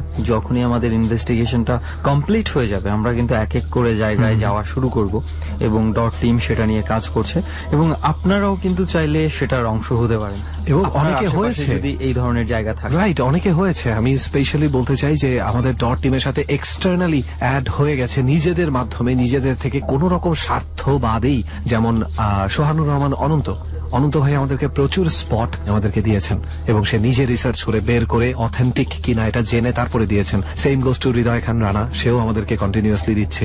এর আগেও আমাদেরকে অনেকেই এই ধরনের স্পট প্রোভাইড করেছে। এবং এমন ঘটনার মধ্যে আমি আর রেহান পড়েছি, প্রায় আমরা দেখি যে দল বেঁধে অফিসে চলে আসছে এবং ডট সম্পর্কে ডটের সাথে তারা কাজ করতে চায়, বিভিন্ন ঘটনা নিয়ে আসছে, বিভিন্ন স্পট নিয়ে আসছে। সো আমরা হ্যাপি যে আসলে প্রত্যেকে ডটটা নিয়ে মানে আগ্রহ দেখাচ্ছে। এক্স্যাক্টলি। আর একটা ব্যাপার আমার মনে হয় দোস্ত আমাদের আরো একবার একটু ক্লিয়ার করে দেওয়া উচিত, সেটা হচ্ছে যে আমরা কিন্তু এই রিসেন্ট টাইমে ফেসবুকের মাধ্যমে আপনাদের সাথে ইন্টারাক্ট করতে পারছি না। ফেসবুকে যারা ডরের পেজে মেসেজ পাঠিয়েছেন কিংবা সুমনের পেজে মেসেজ পাঠিয়েছেন বা আমার পেজে মেসেজ পাঠিয়েছেন, তাদের ক্ষেত্রে বলবো যে আপনারা রিপ্লাই না পেয়ে অতিষ্ঠ হবেন না, বিকজ ফেসবুক এখন ইউজ করা যাচ্ছে না, এটা আপনারাও জানেন। হয়তো বিভিন্নভাবে ইউজ করা যায়, it has been stopped to stop crimes and now if you use it you are a criminal. এভাবে দৃশ্যপট বদলেই যেতে পারে, যাই হোক বদলে যায় মাঝে মাঝে, বাট এই ইনকনভিনিয়েন্সের জন্য আমরা সরি। সাময়িক গ্যাপ, এটা একটা সময় কেটে যাবে এবং আমরা আবারও ফেসবুকের মাধ্যমে কানেক্ট হব আপনাদের সাথে। তবে একটা কথা আমি একটু না বলেই পারছি না, অনেকে আমরা দেখি যে ফোন করেন, ঘটনাগুলো খুব ভালো ভালো ঘটনা থাকে আপনাদের, কিন্তু আপনারা ফোন নাম্বারটা বলতে ভুলে যান। সেক্ষেত্রে আমাদের কিন্তু আর যোগাযোগ করার কোনো ওয়ে থাকে না। প্লিজ শুরুতেই ফোন নাম্বারটা একটু বলে নেবেন এবং সেই সাথে আপনি কি করেন, আপনার এইজ, মানে প্রফেশনটা একটু বললে আমাদের জন্য খুবই সুবিধা হয়। আশা করি এই জিনিসগুলো মাথায় রাখবেন, তাহলে ডরে পার্টিসিপেশনের যে বিষয়টা আপনাদের জন্য আরো ইজি হয়ে যাবে। রাইট। এন্ড লাস্ট একটা প্রশ্ন দিয়ে আমরা আজকের মতন আমাদের গল্প শেষ করতে পারি দোস্ত। কয়েকদিন আগে, মানে যেদিন পর্যন্ত ফেসবুক অ্যাভেলেবিলিটি ছিল, লাস্ট আমি কয়েকটা টেক্সট পেয়েছি, তার মধ্যে কেউ একজন, একটা মেয়ে আমাকে একটা টেক্সট করেছে তারই এক বান্ধবীর ব্যাপারে। And the things that is going on, কি বলবো দোস্ত, এটাকে আমি ভুতুড়েও বলতে পারছি না, কি বলবো আমি জানি না, এবং আমি এটা নিয়ে রিসার্চ করছি, তাই আমি লিসনারদের কাছে এই প্রশ্নটা করে রাখি। ঘটনাটা হচ্ছে এরকম, এই সার্টেইন মেয়েটা, সে মাঝে মাঝেই খুব বিপদ হতে যাচ্ছে, বিপদ হচ্ছে এই ধরনের স্বপ্ন দেখে। And the fact is it comes true within 3 days, এবং এটা পরীক্ষিত সত্য। এবং সে সবচেয়ে বেশি যে স্বপ্নটা দেখে, সে স্বপ্নেই নিজেকে দেখে ঘুমিয়ে থাকতে, এবং সেই ঘুমের মধ্যে সে আবার অবজার্ভ করছে যে তার বাসার প্রত্যেকটা জিনিস উল্টা। ঘড়ি উল্টা দিকে যাচ্ছে, দরজার নব ডান দিকে থাকার কথা সেটা বাম দিকে, প্রতিটা জিনিস। এটা কি ঘুমের মধ্যে দেখছে এবং সে বাস্তবেও কি সেটা? নো, সে স্বপ্নে দেখতে পাচ্ছে। এক সময় সবকিছু সোজাই ছিল, বাট স্বপ্নে জাস্ট একটা জিনিস চিন্তা কর, তুই যদি স্বপ্নে দেখিস তুই ঘুমাচ্ছিস, হ্যাঁ, তার মানে তুই তোর আরেকটা এক্সিস্টেন্স দেখছিস। এবং সবকিছু যদি উল্টা হয়, আমরা উল্টা জিনিস কোথায় দেখি? যখন আমরা আয়নায় থাকি। Right. What is going on those? Is it something about the parallel world? কেউ কি কানেক্ট করে ফেলছে? কোনো একভাবে কোনো একটা ভুল কি হয়ে যাচ্ছে? হয়তোবা। রেহান, তুই যখন আয়নার কথা বললি, যে আয়না নিয়ে আমার একটা খুব ভালো একটা ঘটনা মনে পড়েছে, এবং এটা কিছুদিন আগে আমি একটা ডকুমেন্টারিতে দেখেছি। সো আজকে কি আর এটা শেয়ার করে লাভ আছে না? আমরা আরো একদিন অন্য কোনো জায়গায় বসে এই আয়নার ঘটনাটা শেয়ার করবো। খুব ইন্টারেস্টিং একটা ঘটনা আছে এবং এটা রিয়েল একটা ঘটনা। ওয়াও। তাহলে দোস্ত আজকে না আমরা এক কাজ করি, আমাদের অতিথিদেরকে এবং যারা শুনছে তাদের সবাইকে এরকম কিউরিয়াসিটির মধ্যে রাখি। তুই আর আমি হয়তো একটু হালকা গালাগালি খাইতে পারি এটার জন্য, বাট এতটুকু চলে বন্ধু বান্ধবের মধ্যে, সবাই তো বন্ধুই, আমরাই তো। সেটাই। ওকে, তাহলে চল আজকের মতো উঠি। সুমন আর রেহান সামনের বৃহস্পতিবার আবারও কোনো একটা হন্টেড প্লেস থেকে আপনাদের সঙ্গে যোগ দিবে।